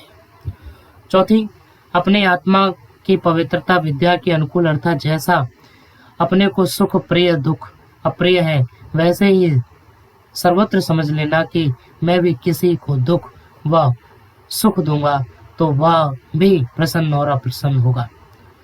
और पांचवी, आठवां प्रमाण, अर्थात प्रत्यक्ष, अनुमान, उपमान, शब्द, ऐतिह्य, अर्थापत्ति, संभव और अभाव। इनमें से प्रत्यक्ष के लक्षणादि के जो सूत्र नीचे लिखेंगे वे सब न्यायशास्त्र के प्रथम और द्वितीय अध्याय के जानो। इंद्रियार्थ सन्निकर्षोत्पन्नम ज्ञानमव्यपदेश्यमव्यभिचारी व्यवसायात्मकं प्रत्यक्षम। जो श्रोत, त्वचा, चक्षु, जिह्वा, घ्राण का शब्द, स्पर्श, रूप, रस, गंध के साथ अव्यवहित अर्थात आवरण रहित संबंध होता है, इंद्रियों के साथ साथ मन का, और मन के साथ आत्मा के संयोग से ज्ञान उत्पन्न होता है, उसको प्रत्यक्ष कहते हैं। परंतु जो व्यपदेश्य अर्थात संज्ञा संजी के संबंध से उत्पन्न होता है वह ज्ञान ना हो। जैसा किसी ने किसी से कहा तू जल ले आ, वह लाके उसके पास धर के बोला यह जल है, परंतु वह जल दो अक्षरों का संज्ञा लाने या मंगवाने वाला नहीं देख सकता है, किंतु जिस पदार्थ का नाम जल है वही प्रत्यक्ष होता है। और जो शब्द से ज्ञान उत्पन्न होता है वह शब्द प्रमाण का विषय है। अव्यभिचारी है, जैसे किसी ने रात्रि में खंभे को देखकर पुरुष का निश्चय कर लिया, एक दिन में उसको देखा तो रात्रि का पुरुष ज्ञान नष्ट होकर स्तंभ ज्ञान रहा, ऐसे विनाशी ज्ञान का नाम व्यभिचारी है। व्यवसायात्मक, किसी ने दूर से नदी के बालू को देख के कहा कि जहाँ वहाँ वस्त्र सूख रहे हैं जल है, वह और कुछ है, वह देवदत्त खड़ा है, वह यजदत्त। जब तक ये निश्चय न हो तब तक वह प्रत्यक्ष ज्ञान नहीं है, किंतु जो अव्यपदेश्य, अव्यभिचारी और निश्चयात्मक ज्ञान है उसी को प्रत्यक्ष कहते हैं। दूसरा अनुमान, अथ तत्पूर्वकम त्रिविधम अनुमानम पूर्वच्छेषवत् सामान्यतो दृष्टम च। जो प्रत्यक्ष पूर्वक अर्थात किसी जिसका कोई एक देश व संपूर्ण द्रव्य किसी स्थान व काल में प्रत्यक्ष होता हो, उसका दूर देश में सहचारी एक दूसरे के एक देश के प्रत्यक्ष होने से अदृष्ट अवयवी का ज्ञान होने को अनुमान कहते हैं। जैसे पुत्र को देख के पिता, पर्वत आदि में धूम्र को देख के अग्नि, जगत में सुख दुख देख के पूर्वजन का ज्ञान होता है। वह अनुमान तीन प्रकार का होता है। एक पूर्ववत, जैसे बादलों को देख के वर्षा, विवाह को देखकर संतानोत्पत्ति, पढ़ते हुए विद्यार्थी को देख के विद्या होने का निश्चय होता है इत्यादि। जहाँ जहाँ कारण को देखकर कार्य का ज्ञान हो वह पूर्ववत। दूसरा शेषवत, अर्थात जहाँ कार्य को देखकर कारण का ज्ञान हो, जैसे नदी के प्रवाह की बढ़ती देखकर ऊपर हुई वर्षा का, पुत्र को देख के पिता, सृष्टि को देखकर अनादि परमेश्वर कर्ता ईश्वर का, पाप पुण्य के आचरण को देख के सुख दुख का ज्ञान होता है, उसी प्रकार शेषवत कहते हैं। तीसरा सामान्य तो दृष्ट, जो कोई किसी का कार्य कारण ना हो परंतु किसी प्रकार का साधर्म्य एक दूसरे के साथ हो, जैसे कोई भी बिना चले दूसरे स्थान को नहीं जा सकता, वैसे ही दूसरों का भी स्थानांतर में किया जाना बिना गमन के कभी संभव नहीं हो सकता।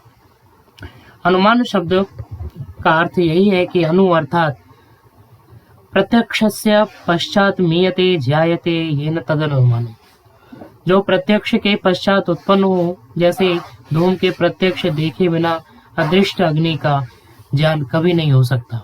तीसरा अनुमान। तीसरा उपमान। प्रसिद्ध साधर्म्यात् साध्य साधनमुपमानम, जो प्रसिद्ध प्रत्यक्ष साधर्म्य से साध्य अर्थात सिद्ध करने योग्य ज्ञान की सिद्धि का साधन है, उसको उपमान कहते हैं। उपमीयते यत् तद अनुमान। किसी ने किसी भृत्य से कहा कि तू देवदत्त के सदृश विष्णु मित्र को बुला ला। वह बोला, मैंने उसको कभी नहीं देखा। उसके स्वामी ने कहा कि जैसा यह देवदत्त है वैसा ही वह विष्णुदत्त है, वह जैसी यह गाय है वैसा ही गवय अर्थात नीलगाय होता है। जब वह वहां गया, देवदत्त के सदृश उसको देख निश्चय कर लिया कि यही विष्णुदत्त है, उसको ले आया। अथवा किसी जंगल में उस पशु को गाय के तुल्य देखा, उसको निश्चय कर लिया और इसी का नाम गवय है। चौथा प्रमाण है शब्द प्रमाण। आप्तोपदेशः शब्दः, जो आप्त अर्थात पूर्ण विद्वान, धर्मात्मा, परोपकार प्रिय, सत्यवादी, पुरुषार्थी, जितेंद्रिय पुरुष जैसा अपने आत्मा में जानता हो और जिससे सुख पाया हो, उसी के कथन की इच्छा से प्रेरित सब मनुष्यों के कल्याणार्थ उपदेष्टा हो, अर्थात जितने पृथ्वी से लेके परमेश्वर पर्यंत पदार्थों का ज्ञान प्राप्त होकर उपदेष्टा होता है, जो ऐसे पुरुष और पूर्ण आप परमेश्वर के उपदेश वेद हैं, उन्हीं को शब्द प्रमाण जानो। पांचवा ऐतिह्य। न चतुष्टयमैतिह्यार्था पत्ते संभवा भाव प्रामाण्य, जो ऐतिह्य अर्थात इस प्रकार का था, उसने इस प्रकार किया, अर्थात किसी के जीवन चरित्र का नाम ऐतिह्य है। छठा अर्थापत्ति। अर्थादापद्यते सार्थापत्तिः केन चिदुच्यते सत्सु घनेषु वृष्टिः सति कारणे कार्यं भवतीति किमर्थं प्रसज्यते। असत्सु घनेषु वृष्टिरसति कारणे च कार्यं न भवति। जैसे किसी ने किसी से कहा कि बादल के होने से वर्षा और कारण के होने से कार्य उत्पन्न होता है, इससे बिना कहे यह दूसरी बात सिद्ध होती है कि बिना बादल वर्षा, बिना कारण कार्य कभी नहीं हो सकता। सातवां संभव। संभवति यस्मिन् सब संभव। कोई कहे कि माता पिता के बिना संतानोत्पत्ति, किसी ने मृतक जिलाए, पहाड़ उठाए, समुद्र में पत्थर तराए, चंद्रमा के टुकड़े किए, परमेश्वर का अवतार हुआ, मनुष्य के सींग देखे, वंध्या के पुत्र पुत्री का विवाह किया, इत्यादि सब असंभव है, क्योंकि ये सब बातें सृष्टि क्रम के विरुद्ध है। जो बात सृष्टि क्रम के अनुकूल हो वही संभव है। आठवां अभाव। ना भवंती यस्मिन् सो भावा। जो किसी ने किसी से कहा कि हाथी ले आओ, वह हाथी का अभाव देखकर जहाँ हाथी था वहां से ले आया। ये 8 प्रमाण। इनमें से जो शब्द में ऐति और अनुमान में अर्थापत्ति, संभव और अभाव की गणना करें तो 4 प्रमाण रह जाते हैं। इन 4 प्रकार की परीक्षाओं से मनुष्य सत्यासत्य का निश्चय कर लेता है, अन्यथा नहीं। धर्म विशेष प्रसूता द्रव्य गुण कर्म सामान्य विशेष समवायानाम पदार्थानाम साधर्म वैधर्म्याभ्याम तत्व ज्ञानान्निश्रेयसम।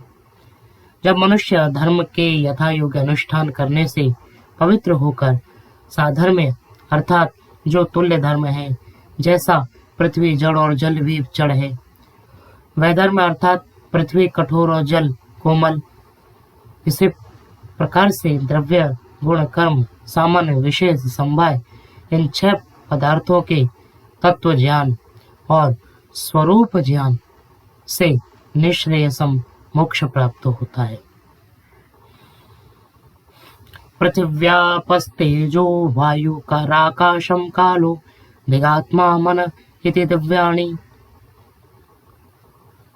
पृथ्वी, जल, तेज, वायु, आकाश, काल, दिशा, आत्मा और मन, ये नवद्रव्य है। क्रिया गुणवत् समवायी कारणमिति द्रव्य लक्षणम। क्रियाश्च गुणाश्च विद्यन्ते यस्मिंस्तम तत्क्रिया गुणत्वत्। जिसमें क्रिया गुण और केवल गुण भी रहे उसको द्रव्य कहते हैं। उनमें से पृथ्वी, जल, तेज, वायु, मन, आत्मा, ये 6 द्रव्य क्रिया और गुण वाले हैं तथा आकाश, काल और दिशा, ये 3 क्रिया रहित गुण वाले हैं। समवायी, समवेतुम शीलम यस्य तत् समवायी, प्राग्वृत्तित्वम कारणम समवायी च तत्कारणम च समवायी कारणम, लक्ष्यते येन तल्लक्षणम। जो मिलने के स्वभाव रूप कार्य से कारण पूर्व कालस्थ हो उसी को द्रव्य कहते हैं। जिससे लक्ष्य जाना जाए और जैसा आंख से रूप देखा जाना जाता है उसको लक्षण कहते हैं। रूप, रस, गंध, स्पर्शवती पृथ्वी। रूप, रस, गंध, स्पर्श वाली पृथ्वी है। उसमें रूप, रस और स्पर्श अग्नि और जल, वायु के योग से व्यवस्थितः पृथिव्याम गंधः। पृथ्वी में गंध गुण स्वाभाविक है। वैसे ही जल में रस, अग्नि में रूप, वायु में स्पर्श और आकाश में शब्द स्वाभाविक है। रूप, रस, स्पर्शवत्य आपो द्रव्याः स्निग्धाः।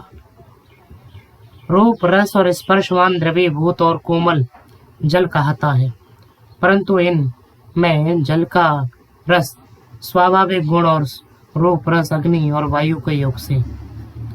अप्सु शीतता, जल में शीतलत्व गुण भी स्वाभाविक है। तेजो रूप स्पर्शवत, जो रूप और स्पर्श वाला है वह तेज है, परंतु इसमें रूप स्वाभाविक और स्पर्श वायु योग से है। स्पर्शवान वायु, स्पर्श गुण वाला वायु है, परंतु इसमें भी उष्णता, शीतता, तेज और जल के योग से रहते हैं। आकाशे न विद्यन्ते। रूप, रस, गंध और स्पर्श आकाश में नहीं है, किंतु शब्द ही आकाश का गुण है। निष्क्रमणम प्रवेशन मिथ्याकाशस्य लिंग, जिसमें प्रवेश और निकलना होता है वह आकाश का लिंग है। कार्यांतरा प्रादुर्भावाच्च शब्द स्पर्शवता गुणः। अन्य पृथ्वी आदि कार्यों से प्रकट न होने से शब्द स्पर्श गुण वाले भूमि आदि का गुण नहीं है, किंतु शब्द आकाश का ही गुण है। अपरस्मिन्नपरम योगपर चिरम क्षिप्रमिति काललिंगानि, जिसमें अपर पर एक बार, चिरम विलम, क्षिप्रम शीघ्रम इत्यादि प्रयोग होते हैं उसको काल कहते हैं।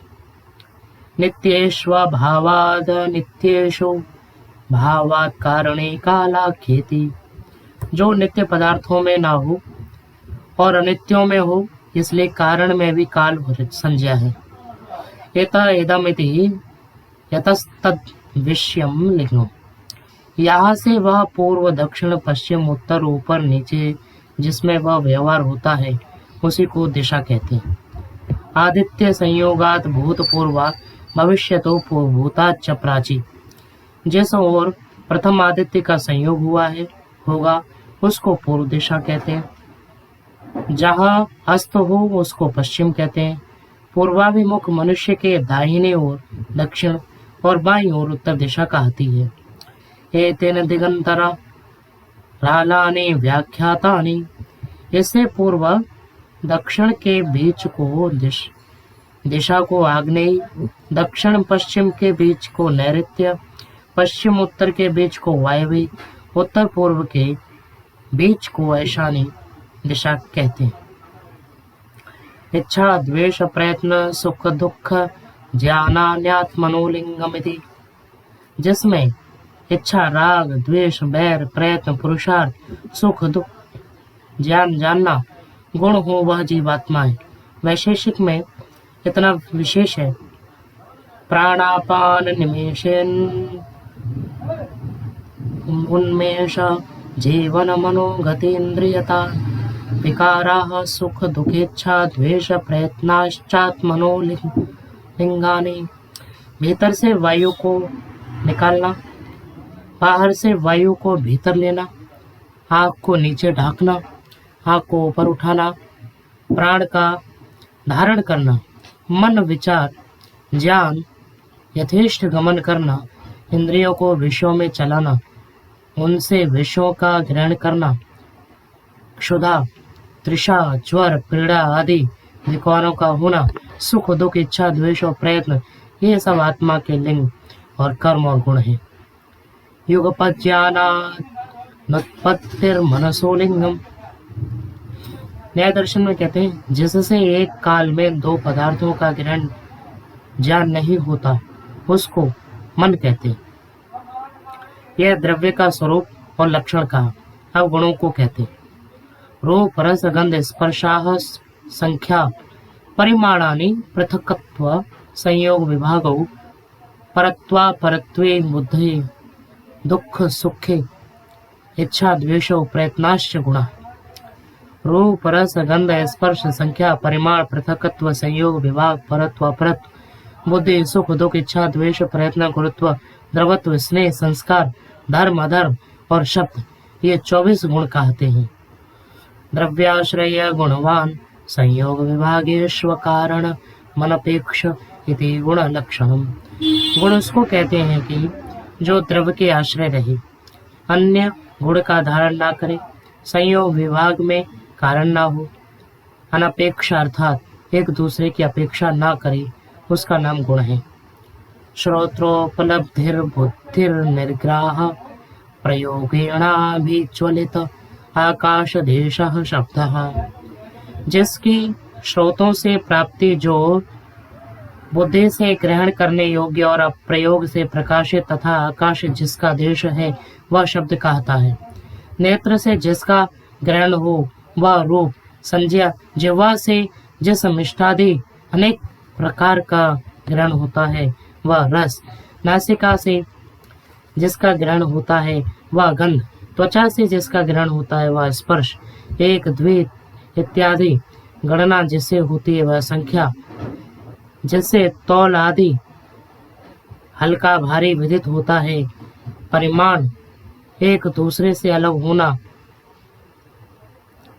वह पृथकत्व, एक दूसरे के साथ मिलना, संयोग एक दूसरे से मिले हुए के अनेक टुकड़े होना, विभाग इससे यह पर है वह पर, उससे वह बुरे है वह अपर, जिससे अच्छे बुरे का ज्ञान होता है वह बुद्धि, आनंद का नाम सुख, क्लेश का नाम दुख, राग विरोध अनेक प्रकार का बल पुरुषार्थ भारीपन पिघल जाना, प्रीति चिकना आनंद, दूसरे के योग से वासना का होना, न्यायाचरण कठिनत्वादि, अन्यायाचरण कठिनता से विरुद्ध कोमलता, ये 24 गुण है। उत्क्षेपणम अपक्षेपण कुंचनम प्रसारणम गमनमिति कर्माणि। उत्क्षेपण ऊपर को चेष्टा करना, अवक्षेपण नीचे को चेष्टा करना, आकुंचन संकोच करना, प्रसारण फैलाना, गमन आना जाना घूमना आदि, इनको कर्म कहते हैं। अब कर्म का लक्षण हम देखते हैं।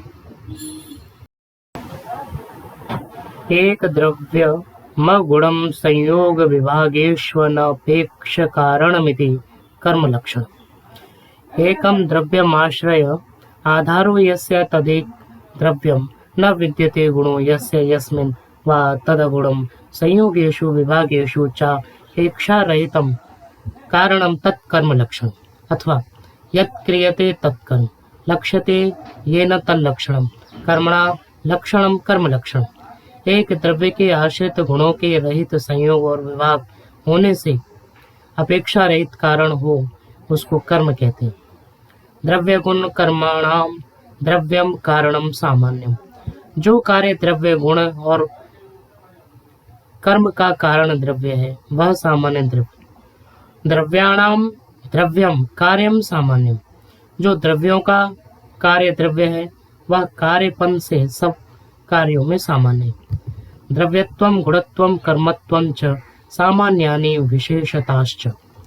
द्रव्यों में द्रव्यपन, गुणों में गुणपन, कर्मों में कर्मपन, ये सब सामान्य और विशेष कहते हैं, क्योंकि द्रव्यों में द्रव्यत्व सामान्य और गुणत्व कर्मत्व से द्रव्यत्व विशेष है।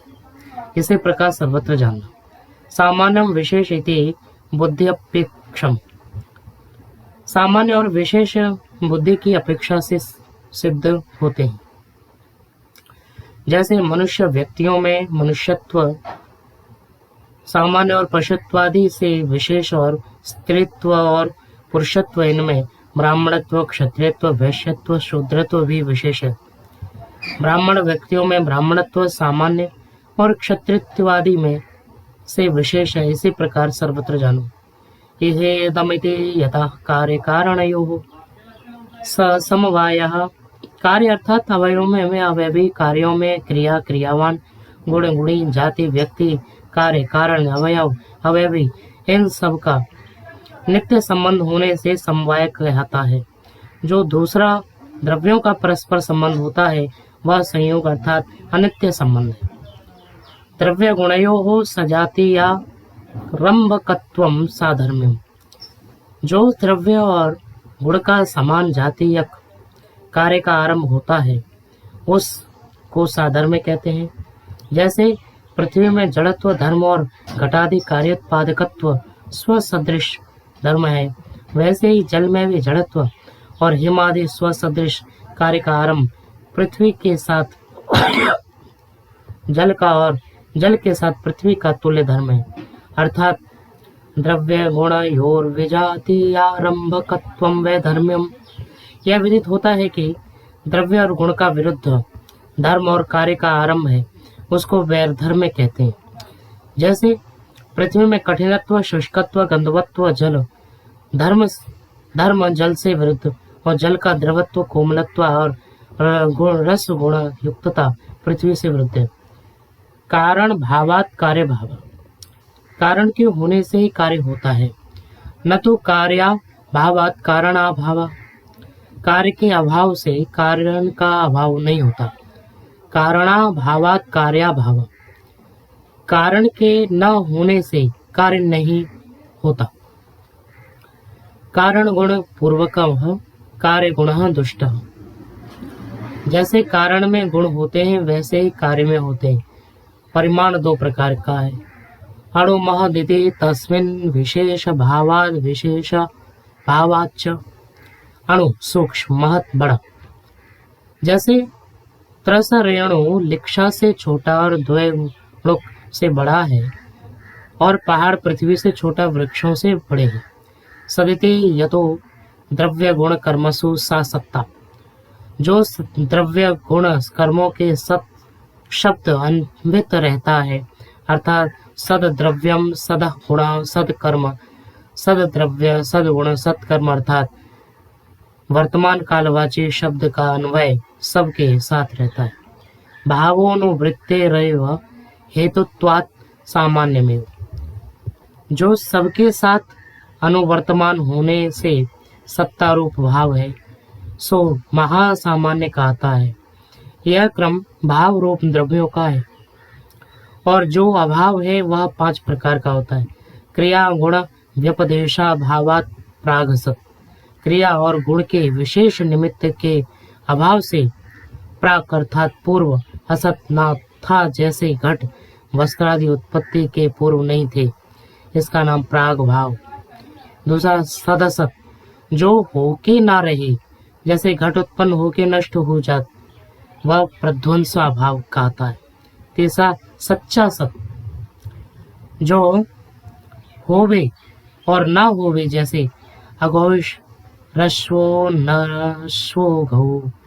यह घोड़ा गाय नहीं, गाय घोड़ा नहीं, अर्थात घोड़े में गाय का और गाय में घोड़े का अभाव। गाय में गाय, घोड़े में घोड़े का भाव, यह अन्योन्य भाव कहता है। चौथा, यच्चा धन्य दसत सदसत सदसत, जो पूर्वोक्त तीनों अभावों से भिन्न है उसको अत्यंता भाव कहते हैं। जैसे नर श्रृंग अर्थात मनुष्य का सींग, खप पुष्प, आकाश का फूल, मंद्या पुत्र, बंध्या का पुत्र इत्यादि। पांचवा, नास्ति घटो गेह इति सतो घटस्य गेह संसर्ग प्रतिषेधा, घर में घड़ा नहीं अर्थात अन्यत्र है, घर के साथ घड़े का संबंध नहीं है, यह संसर्गाभाव है। ये 5 अभाव कहते हैं। इंद्रिय दोषात संस्कार दोषात च विद्या, इंद्रियों और संस्कार के दोष से अविद्या उत्पन्न होती है। तद दुष्टम ज्ञानम, जो दुष्ट अर्थात विपरीत ज्ञान है उसको अविद्या कहते हैं। अदुष्टम विद्या, जो अदुष्ट अर्थात यथार्थ ज्ञान है उसको विद्या कहते हैं।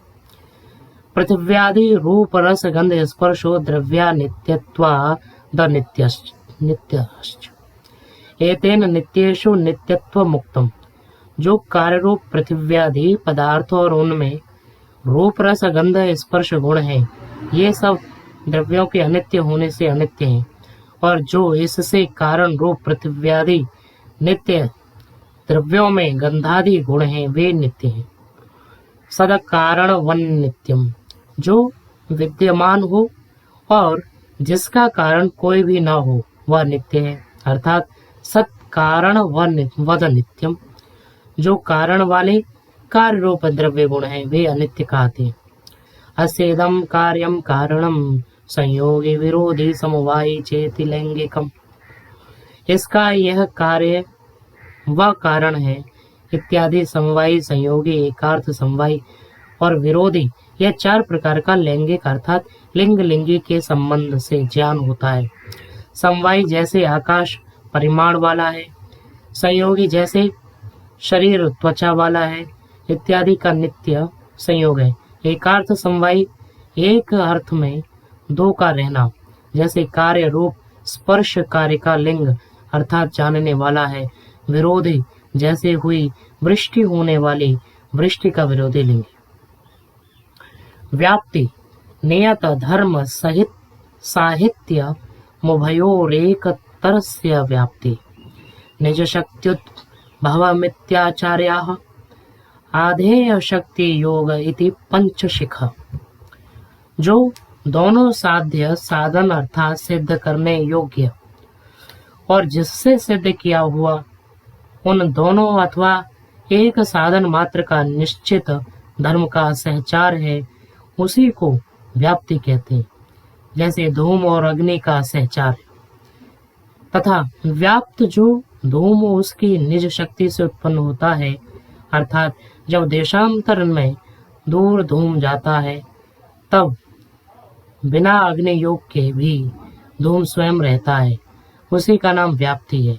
अर्थात अग्नि के छेदन भेदन सामर्थ्य से जलादि पदार्थ धूम रूप प्रकट होता है। जैसे महतत्वादि में प्रकृत्यादि की व्यापकता, बुद्धियादि में व्याप्तता, धर्म के संबंध का नाम व्याप्ति है। जैसे शक्ति आधेय रूप और शक्तिमान आधार रूप का संबंध है इत्यादि शास्त्रों के प्रमाण आदि से परीक्षा करके पढ़े पढ़ावे, अन्यथा विद्यार्थियों के सत्य बोध कभी नहीं हो सकता। जिस जिस ग्रंथ को पढ़ावे उस के पूर्वोक्त प्रकार से परीक्षा करके जो जो सत्य ठहरे वह ग्रंथ पढ़ावे, जो इन परीक्षाओं से विरुद्ध हो उन ग्रंथों को न पढ़े पढ़ावे, क्योंकि लक्षण प्रमाणाभ्याम वस्तु सिद्धि ही। लक्षण जैसा कि गंधवती पृथ्वी, जो पृथ्वी है वह गंध वाली है, ऐसे लक्षण और प्रत्यक्षादि प्रमाण, इनसे सब सत्य असत्य पदार्थों का निर्णय हो जाता है। इसके बिना कुछ भी नहीं होता। अथ पठन पाठन विधि। अब पढ़ने पढ़ाने का प्रकार लिखते हैं। प्रथम पाणिनीय मुनि कृत शिक्षा, जो कि सूत्र रूप है, उसकी रीति अर्थात इस अक्षर का एक स्थान, एक प्रयत्न, एक करण जैसे प इसका ओष्ठ स्थान स्पृष्ट प्रयत्न और प्राण तथा जीव की क्रिया करणीकरण कहलाता है। इसी प्रकार यथा योग्य सब अक्षरों का उच्चारण स्थान माता पिता आचार्य सिखलावे। तदनंतर व्याकरण अर्थात प्रथम अष्टाध्यायी के सूत्रों का पाठ वृद्धि राधेच, फिर पदच्छेद जैसे वृद्धि ही आदैच आदैच, फिर समास आच्चा ऐच आदैच और अर्थ जैसे आदैचाम वृद्धि संज्ञाम क्रियते अर्थात आ ऐ औ की वृद्धि संज्ञा होती है। तह परो यस्मात् स तपरस तादपि तपरस परस्तपरा। तकार जिससे परे हो, जो तकार से जो भी परे हो वह तपर कहता है। इससे क्या सिद्ध हुआ? जो आकार से परे त और त से परे एच दोनों तपर हैं। तपर का प्रयोजन यह है कि ह्रस्व और प्लुत की वृद्धि संज्ञा ना हुई। उदाहरण भागा, यहाँ भज धातु से गय प्रत्यय के परे घ या की हित संज्ञा होकर लोप हो गया। पश्चात भज प्लस अ या जकार के पूर्व भकारोत्तर अ आकार को वृद्धि संज्ञा का आकार हो गया, तो भाज पुनः ज को ग हो गया। आकार के साथ मिलके भागा ऐसा प्रयोग हुआ। अध्याय यहाँ अधिपूर्वक इंग धातु के ह्रस्व ई के स्थान में घय प्रत्यय के परे आई वृद्धि और उसको आय हो के अध्याय नाय कहा। या नीय धातु के दीर्घ इकार के स्थान में ड़ुवल प्रत्यय के परे आई वृद्धि और उसको आय होकर मिलके नाय कहा। स्ताव कहा। या स्तु धातु से ड़ुवल प्रत्यय होकर ह्रस्व उकार के स्थान में औ वृद्धि आव होकर आकार में मिल गया तो स्ताव कहा। क्रिय धातु से आगे ड़ुवल प्रत्यय उसके आगे ड़ ल की संज्ञा होके लोप भू के स्थान में अक आदेश और रिकार के स्थान पर आर वृद्धि होकर कार कहा सिद्ध हुआ। जो जो सूत्र आगे पीछे के प्रयोग में लगे उनका कार्य सब बतलाया जाए और स्लेट अर्थात लकड़ी के पट्टे पर दिखला के कच्चा रूप धर के जैसे भज प्लस घाय प्लस सो इस प्रकार धर के प्रथम धातु के आकार का लोप, पश्चात घकार का, फिर या का लोप होकर भज ह सु ऐसा रहा। फिर अ को आकार वृद्धि और ज के स्थान में ग होने से भाग अ सु पुनः आकार में मिल जाने से भाग सु अब रहा। अब उकार की इत संज्ञा सु के स्थान पर स, सा के स्थान पर रू, पुनः उकार की इत संज्ञा होने से लोप, पश्चात भागर ऐसा रहा। अब रेफ के स्थान पर विसर्जनीय होकर भागा यह रूप सिद्ध हुआ। जिस प्रकार जिस जिस सूत्र से जो जो कार्य सिद्ध होता है उसको पढ़ पढ़ा के और लिखवा कर कार्य कराता जाए। इस प्रकार पढ़ने पढ़ाने से बहुत शीघ्र दृढ़ बोध होता है। एक बार इसी प्रकार अष्टाध्यायी पढ़ा के धातु पाठ अर्थ सहित तथा 10 लकारों के रूप तथा प्रक्रिया सहित सूत्रों के उत्सर्ग अर्थात सामान्य सूत्र जैसे कर्मण्यण कर्म उपपद लगा हो तो धातु मात्र से अण प्रत्यय हो जैसे कुंभकारा। पश्चात अपवाद सूत्र जैसे आतोपन उपसर्ग का उपसर्ग भिन्न कर्म उपपद लगा हो तो आकारांत धातु से क प्रत्यय होवे और जो बहुव्यापक जैसा कि कर्मोपपद लगा हो तो सब धातुओं में अण प्रत्यय होता है। उससे विशेष अर्थात अल्प विषय उसी पूर्व सूत्र के विषय में से आकारांत धातु को क प्रत्यय ने ग्रहण कर लिया। जैसे उत्सर्ग के विषय में अपवाद सूत्र की प्रवृत्ति होती है वैसे अपवाद सूत्र के विषय में उत्सर्ग सूत्र की प्रवृत्ति नहीं होती। जैसे चक्रवर्ती राजा के राज्य में मांडलिक और भूमि वालों की प्रवृत्ति होती है, वैसे मांडलिक राजा आदि के राज्य में चक्रवर्ती की प्रवृत्ति नहीं होती। इसी प्रकार पाणिनि महर्षि ने सहस्र श्लोकों के बीच में अखिल शब्द अर्थ और संबंधों की विद्या प्रतिपादित कर दी। धातु पाठ के पश्चात उणादिगण के पढ़ाने में सर्व सुबंत का विषय अच्छी प्रकार पढ़ा के पुनः दूसरी बार शंका समाधान वार्तिक कारिका परिभाषा की घटना पूर्वक अष्टाध्यायी की द्वितीय वृत्ति पढ़ावे। तदनंतर महाभाष्य पढ़ावे।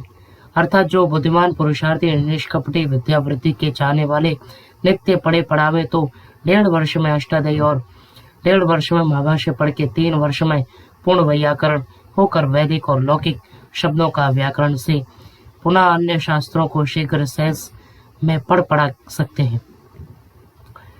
किंतु जैसा बड़ा परिश्रम व्याकरण में होता है वैसा श्रम अन्य शास्त्रों में करना नहीं पड़ता।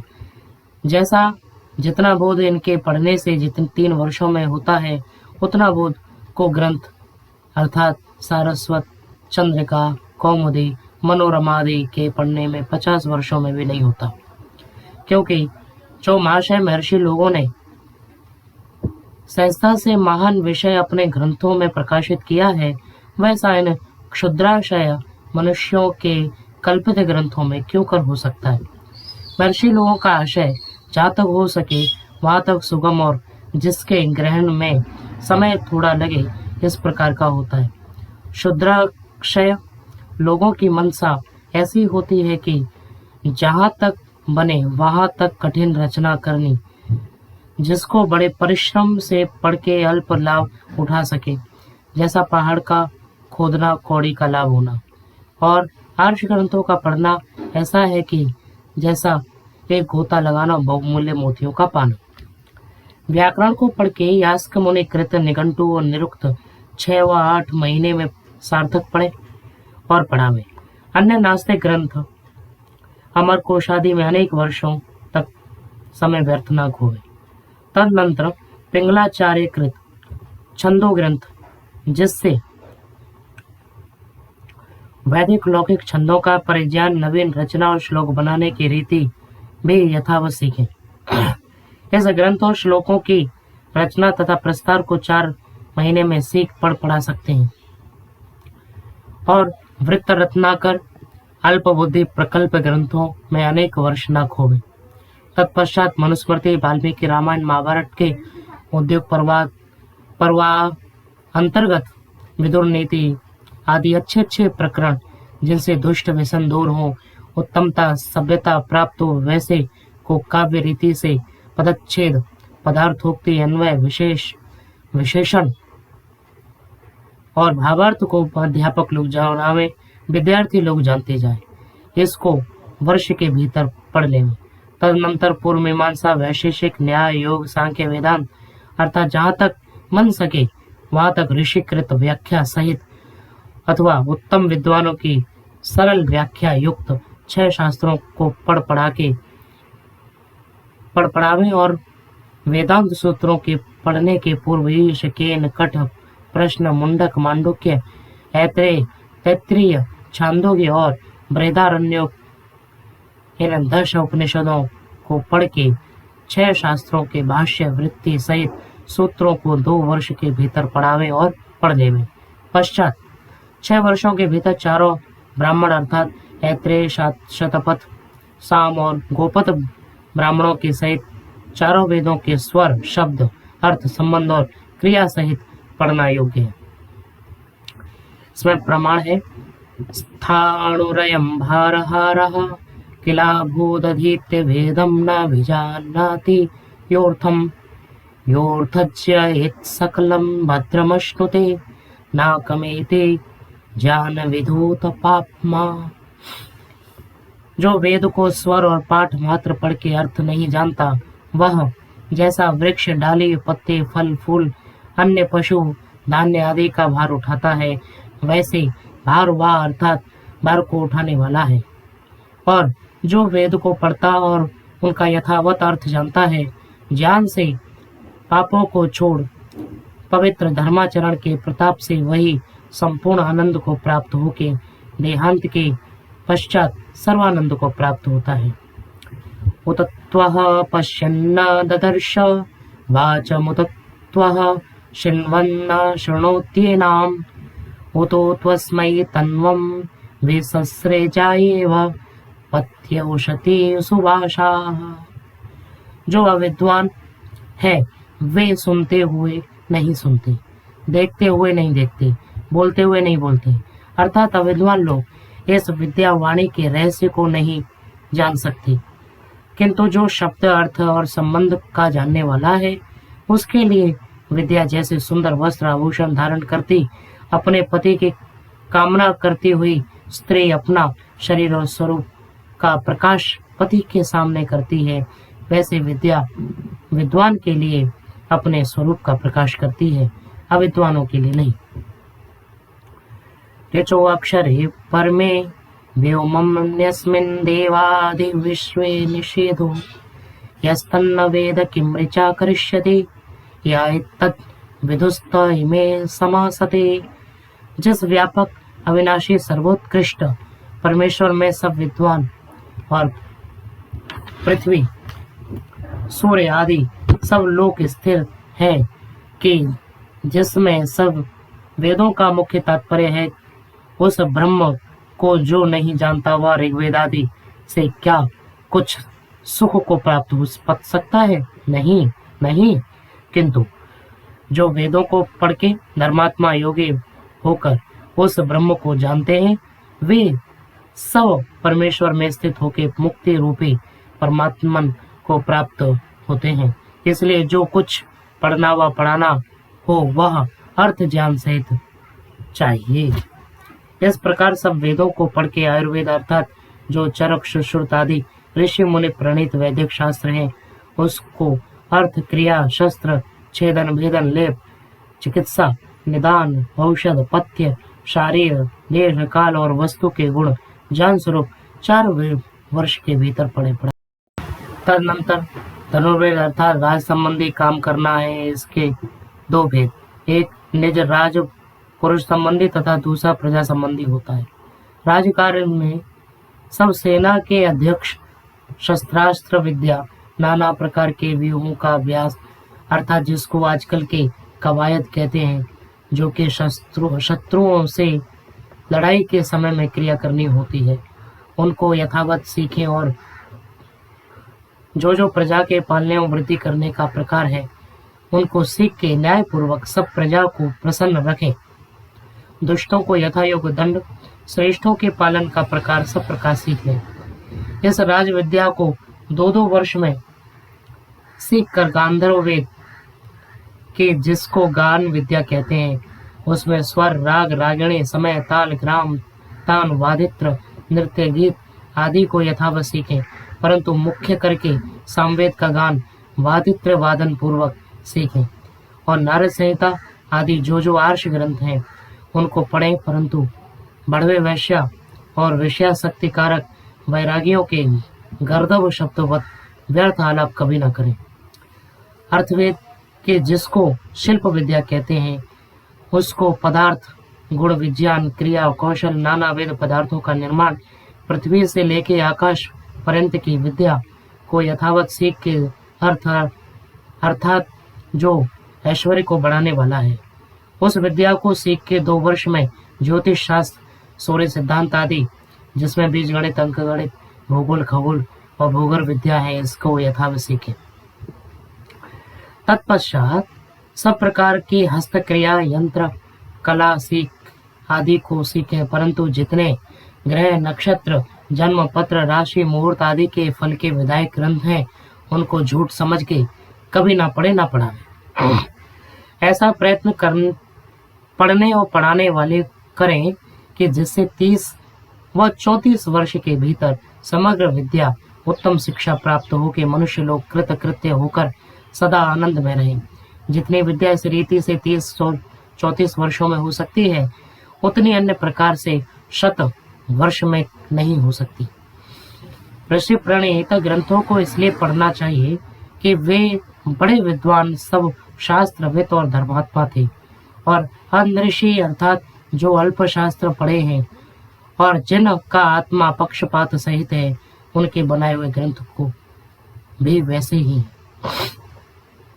पूर्व मीमांसा पर व्यास मुनिकृत व्याख्या, वैशेषिक पर गौतम मुनिकृत न्यास, सूत्र पर वात्स्यायन मुनिकृत भाष्य, पतंजलि मुनिकृत सूत्र पर व्यास मुनिकृत भाष्य, पतंजलि कपिल मुनिकृत सांख्य सूत्र पर भागुरी मुनिकृत भाष्य, व्यास मुनिकृत वेदांत सूत्र पर वात्स्यायन मुनिकृत भाष्य अथवा बौधायन मुनिकृत भाष्य वृत्ति सहित पढ़े पढ़ावे इत्यादि सूत्रों को कल्प अंग में भी गिनना चाहिए। जैसे ऋग यजु साम अथर्ववेद चारों वेद ईश्वर कृत हैं, वैसे ऐत्रेय शतपथ श्याम साम गोपत चारों ब्राह्मण, शिक्षा कल्प व्याकरण निघंटु निरुक्त छंद ज्योतिष 6 वेदों के अंग, मीमांसा आदि 6 शास्त्र वेदों के उपांग, आयुर्वेद धनुर्वेद गांधर्वेद अर्थवेद, ये 4 वेदों के उपवेद इत्यादि सब ऋषि मुनि के किए ग्रंथ हैं। इनमें भी जो वेद विरुद्ध प्रतीत हो उसको छोड़ देना, क्योंकि वेद ईश्वर कृत होने से निर्भ्रांत स्वतः प्रमाण अर्थात वेद का प्रमाण वेद से ही होता है। ब्राह्मणादि सब ग्रंथ परतः प्रमाण अर्थात इनका प्रमाण वेदाधीन है। वेद की विशेष व्याख्या ऋग्वेदादि भाष्य भूमिका में देख लीजिए। इस ग्रंथ में भी आगे लिखेंगे। अब जो परित्याग के योग्य ग्रंथ हैं उनका परिगणन संक्षेप में किया जाता है। जो नीचे लिखे ग्रंथ हैं वह जाल ग्रंथ समझना चाहिए।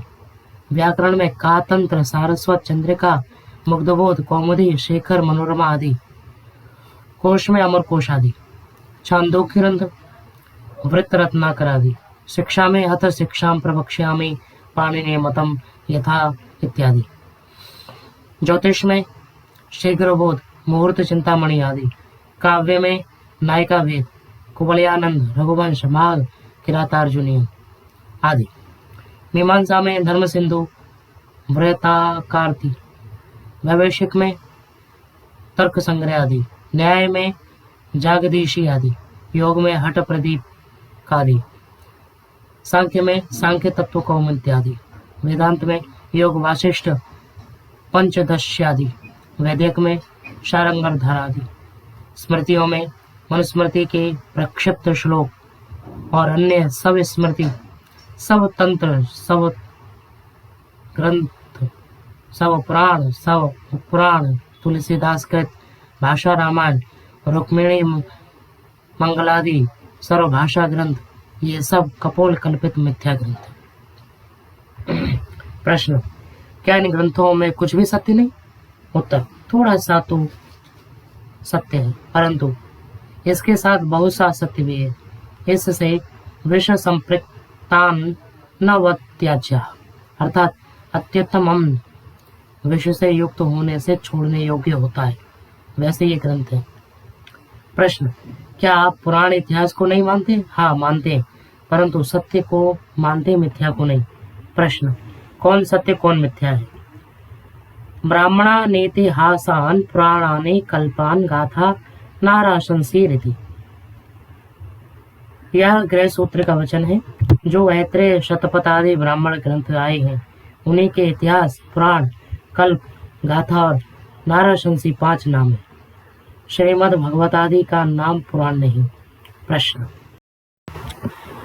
जो त्याज्य ग्रंथों में सत्य है उसका ग्रहण क्यों नहीं करते? उत्तर, जो उनमें सत्य है सो वेदादि सत्य शास्त्रों का है, जो मिथ्या उनके घर का। वेदादि सत्य शास्त्रों के स्वीकार में सब सत्य का ग्रहण हो जाता है।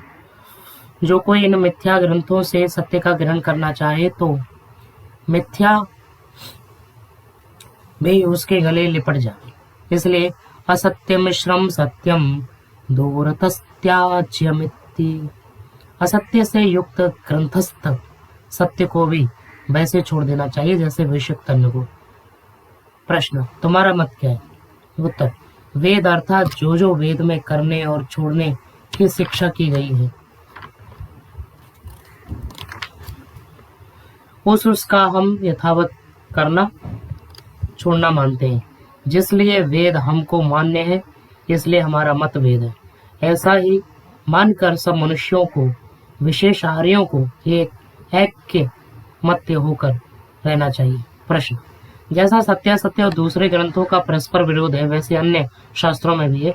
जैसा सृष्टि विषय में 6 शास्त्रों का विरोध है, मीमांसा, कर्म, वैशेषिक काल, न्याय, परमाणु, योग, पुरुषार्थ, सांख्य, प्रकृति और वेदांत ब्रह्म से सृष्टि की उत्पत्ति मानना, क्या यह विरोध नहीं है?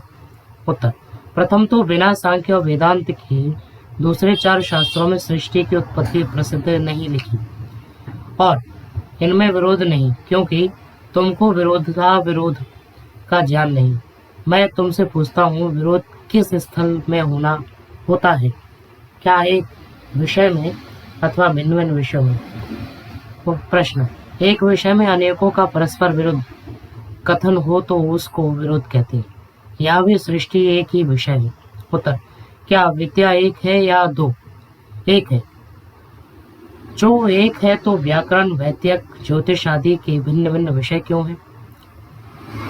जैसा एक विद्या में अनेक विद्या के अवयवों का एक दूसरे से भिन्न भिन्न प्रतिपादन होता है, वैसे ही सृष्टि विद्या के भिन्न भिन्न विषय 6 अवयवों का 6 शास्त्रों में प्रतिपादन करने से इनमें कुछ भी विरोध नहीं।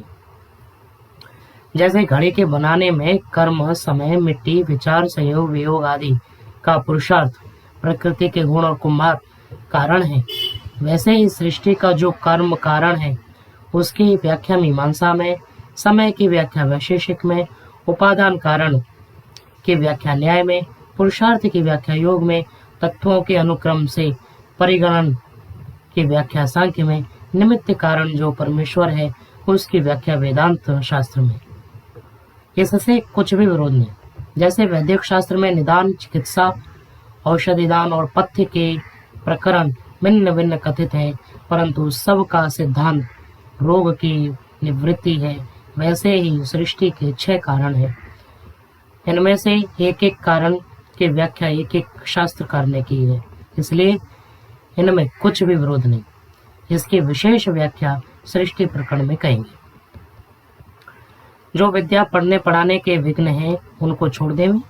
जैसा कुसंग अर्थात दुष्ट विषयी जनों का संग, दुष्ट व्यसन जैसा मद्यादि सेवन, वैश्यागमनादि, बाल्यावस्था में विवाह अर्थात 25 वर्षों से पूर्व पुरुष और 16 वर्ष से पूर्व स्त्री का विवाह हो जाना, पूर्ण ब्रह्मचर्य से न रहना, राजा, माता, पिता और विद्वानों का प्रेम, वेदादि शास्त्रों के प्रचार में न होना, अति भोजन, अति जागरण करना, पढ़ने पढ़ाने, परीक्षा लेने व देने में आलस्य व कपट करना, सर्वोपरि विद्या का लाभ न समझना, बल, बुद्धि, पराक्रम, आरोग्य, राज्य, धन की वृद्धि न मानना, ईश्वर का ध्यान छोड़ अन्य पाषाण आदि पत्थर, ईश्वर का ध्यान छोड़ अन्य पाषाण आदि जड़ मूर्ति के दर्शन पूजन में व्यर्थ काल खोना, माता पिता, अतिथि, आचार्य, विद्वान इन सब को सत्य मूर्ति मानकर सेवा सत्संग न करना, वर्णाश्रम के धर्म को छोड़ ऊर्ध्व पुंड्र, तिलक, कंठी, माला धारण, एकादशी, त्रयोदशी आदि व्रत करना, काशी आदि तीर्थ और राम, कृष्ण, नारायण, शिव, भगवती, गणेश आदि के नाम स्मरण से पाप दूर होने का विश्वास, पाखंडियों के उपदेश से विद्या पढ़ने में अश्रद्धा का होना, विद्या, धर्म, योग, परमेश्वर की उपासना के बिना मिथ्या पुराण नामक भागवत आदि की कथादि से मुक्ति का मानना, लोभ से धनादि में प्रवृत्त होकर विद्या में प्रीति न रखना, इधर उधर व्यर्थ घूमते रहना इत्यादि मिथ्या व्यवहार में फंस के ब्रह्मचर्य और विद्या के लाभ से रहित होकर रोगी और मूर्ख बने रहते हैं। आजकल के संप्रदायी और स्वार्थी ब्राह्मण आदि जो दूसरों को विद्या सत्संग से हटा अपने जाल में फंसा के उनका तन मन धन नष्ट कर देते हैं और चाहते हैं कि जो क्षत्रियादि वर्ण पढ़कर विद्वान हो जाएंगे तो हमारे पाखंड जाल में से छूट और हमारे छल का जानकार हमारा अपमान करेंगे इत्यादि विघ्नों को राजा और प्रजा दूर करके अपने लड़कों लड़कियों को विद्वान करने के लिए तन मन धन से प्रयत्न किया करें। प्रश्न, क्या स्त्री और शूद्र भी वेद पढ़े? जो ये पढ़ेंगे तो हम फिर क्या करेंगे, और इनके पढ़ने में प्रमाण भी नहीं है, जैसा यह निषेध है। स्त्री शूद्रो नाधीत्याम इति श्रुति, स्त्री और शूद्र ना पढ़े ना सुने, यह श्रुति का वचन है। उत्तर, सब स्त्री पुरुष अर्थात मनुष्य मात्र को पढ़ने का अधिकार है। तुम कुआं में पढ़ो, और यह श्रुति तुम्हारी कपोल कल्पना से भरी है, किसी प्रामाणिक ग्रंथ की नहीं है। और सब मनुष्यों के वेदांती शास्त्र पढ़ने सुनने के अधिकार का प्रमाण यजुर्वेद के 26वें अध्याय में दूसरा मंत्र है।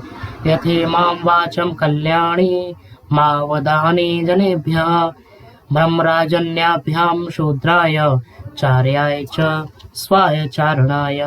परमेश्वर कहता है कि यथा जैसे मैं जनेभ्य सब मनुष्यों के लिए इमाम इस कल्याण अर्थात संसार और मुक्ति के सुख देने हारी वाचम ऋग्वेदादि चारों वेदों की वाणी का आवधानी उपदेश करता हूँ, वैसे तुम भी किया करो। या कोई प्रश्न ऐसा करे कि जन शब्द से द्विजों का ग्रहण करना चाहिए, क्योंकि स्मृतादि में ब्राह्मण क्षत्रिय वैश्य ही के वेदों के पढ़ने का अधिकार लिखा है, स्त्री और शूद्रादि वर्णों का नहीं। उत्तर, ब्राह्म राजन्याभ्याम इत्यादि देखो, परमेश्वर स्वयं कहता है कि हमने ब्राह्मण क्षत्रिय वैश्य शूद्र और अपने भृत्य व स्त्री आदि और अति शूद्रादि के लिए भी वेदों का प्रकाश किया है। अर्थात तब मनुष्य वेदों को पढ़े और सुनाकर विज्ञान को बढ़ा के अच्छी बातों को ग्रहण और बुरी बातों का त्याग करके दुखों से छूटकर आनंद को प्राप्त हो। कहिए, अब तुम्हारी बात कहें या परमेश्वर की? परमेश्वर की बात अवश्य माननी है। इतने पर भी जो कोई इसको ना मानेगा वह नास्तिक कहलाएगा, क्योंकि नास्तिक को वेद निंदक, वेदों का निंदक और ना मानने वाला नास्तिक कहता है। क्या परमेश्वर शूद्रों का भला करना नहीं चाहता? क्या ईश्वर पक्षपाती है कि वेदों के पढ़ने व सुनने का शूद्रों के लिए निषेध और द्विजों के लिए विधि है? जो परमेश्वर का अभिप्राय शूद्रादि के पढ़ाने सुनाने का ना होता तो इनके शरीर में वाक और श्रोत इंद्रिय क्यों रचता? जैसे परमात्मा ने पृथ्वी जल अग्नि वायु चंद्र सूर्य अन्नादि पदार्थ सब मनुष्यों के लिए बनाए हैं, वैसे ही वेद भी सबके लिए प्रकाशित किए हैं। और जहाँ जहाँ निषेध किया है उसका यह अभिप्राय है कि जिसको पढ़ने पढ़ाने से कुछ भी ना आवे वह निर्बुद्धि और मूर्ख होने से शूद्र कहता है, उसका पढ़ना पढ़ाना व्यर्थ है। और जो स्त्रियों के पढ़ने का निषेध करते हो वह तुम्हारी मूर्खता और स्वार्थता और निर्बुद्धिता का प्रभाव है। देखो, वेद में कन्याओं के पढ़ने का प्रमाण है।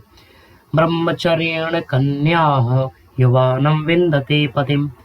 जैसे लड़के ब्रह्मचर्य सेवन से पूर्ण विद्या और शिक्षा को प्राप्त कर युवती विदुषी अपने अनुकूल प्रिय सदृश स्त्रियों के साथ विवाह करते हैं, वैसे ही कन्या कुमारी ब्रह्मचर्य सेवन से वेदादि शास्त्रों को पढ़ पूर्ण विद्या और उत्तम शिक्षा को प्राप्त युवती हो के पूर्ण युवावस्था में अपने सदृश प्रिय विद्वान युवानम और पूर्ण युवावस्था युक्त पुरुष को विन्दते प्राप्त होगी।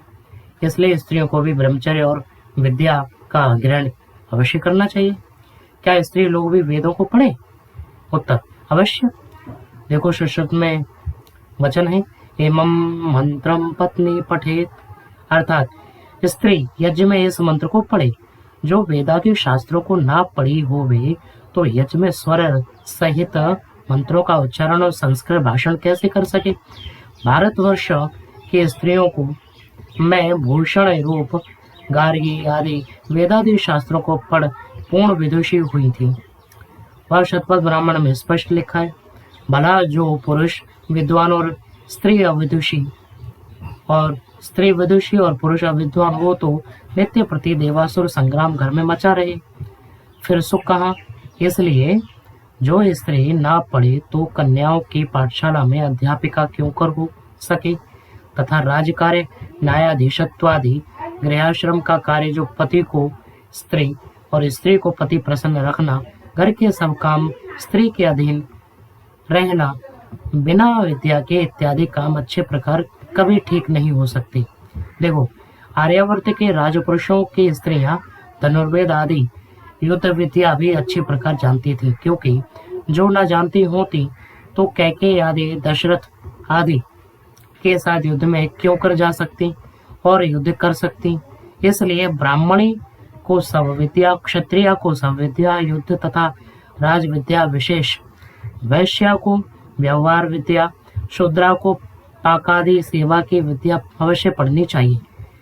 जैसे पुरुषों को व्याकरण, धर्म और अपने व्यवहार को विद्या न्यून से न्यून अवश्य पढ़नी चाहिए, वैसे ही स्त्रियों को भी व्याकरण, धर्म, वैदिक गणित, शिल्प विद्या तो अवश्य ही सीखनी चाहिए, क्योंकि इनके सीखे बिना सत्यासत्य का निर्णय, पति आदि से अनुकूल वर्तमान यथा योग्य संतानोत्पत्ति, उनका पालन, वर्धन और सुशिक्षा करना, घर के सब कार्यों को जैसा चाहिए वैसा करना कराना, वैदिक शास्त्र से औषध वत अन्न पान बनवाना नहीं कर सकती, जिससे घर में रोग कभी ना आवे, सब लोग सदा आनंदित रहें।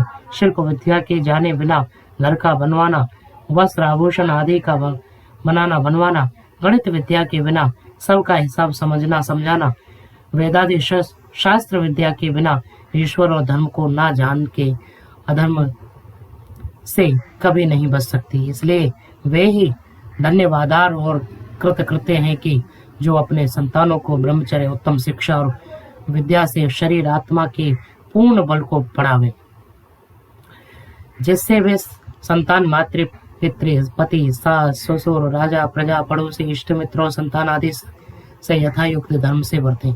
यही कोश अक्षय है, इसको जितना व्यय करो उतना ही बढ़ता जाए। अन्य सब कोश व्यय करने से घट जाते और दाय भागी भी निज भाग लेते। विद्या कोश का जो चोर और दाय भाग ये कोई भी नहीं हो सकता। इस कोश की रक्षा वृद्धि करने वाला विशेष राजा और प्रजा भी है। कन्यानाम संप्रदानम च कुमाराणाम च रक्षणम। राजा को योग्य है कि वह सब कन्या और लड़कों को उक्त समय तक ब्रह्मचर्य में रख के विद्वान कराना। जो कोई इस आज्ञा को ना माने तो उसके माता पिता को दंड देना, अर्थात राजा की आज्ञा से 8 वर्ष के पश्चात लड़का लड़की किसी के घर में ना रहकर आचार्य कुल में रहें। जब तक समावर्तन का समय ना आवे तब तक विवाह ना होने दें। सर्वेषामेव उदानानां ब्रह्मदानं विशिष्यते। वार्यन्न गोह मेह हेम सस्ते तिलकाचनम सर्पिषा। संसार में जितने दान हैं, अर्थात जल, अन्न, गौ, पृथ्वी, जल, वस्त्र, तिल, सुवर्ण, घृतादि, इन सब दानों में वेद विद्या का दान सर्वश्रेष्ठ है। इसलिए जितना बन सके उतना प्रयत्न तन मन धन से विद्या की वृद्धि में किया करें। जिस देश में यथा योग्य ब्रह्मचर्य, विद्या और वेदोक्त धर्म का प्रचार होता है वही देश सौभाग्यवान होता है। यह ब्रह्मचर्याश्रम की शिक्षा संक्षेप में लिखी गई। इसके आगे चौथे समुल्लास में समावर्तन, विवाह और गृहाश्रम की शिक्षा लिखी जाएगी। इति श्रीमद् दयानंद सरस्वती स्वामी कृते सत्यार्थ प्रकाशे सुभाषा विभूषिते शिक्षा विषय तृतीयः समुल्लासः संपूर्णः इति।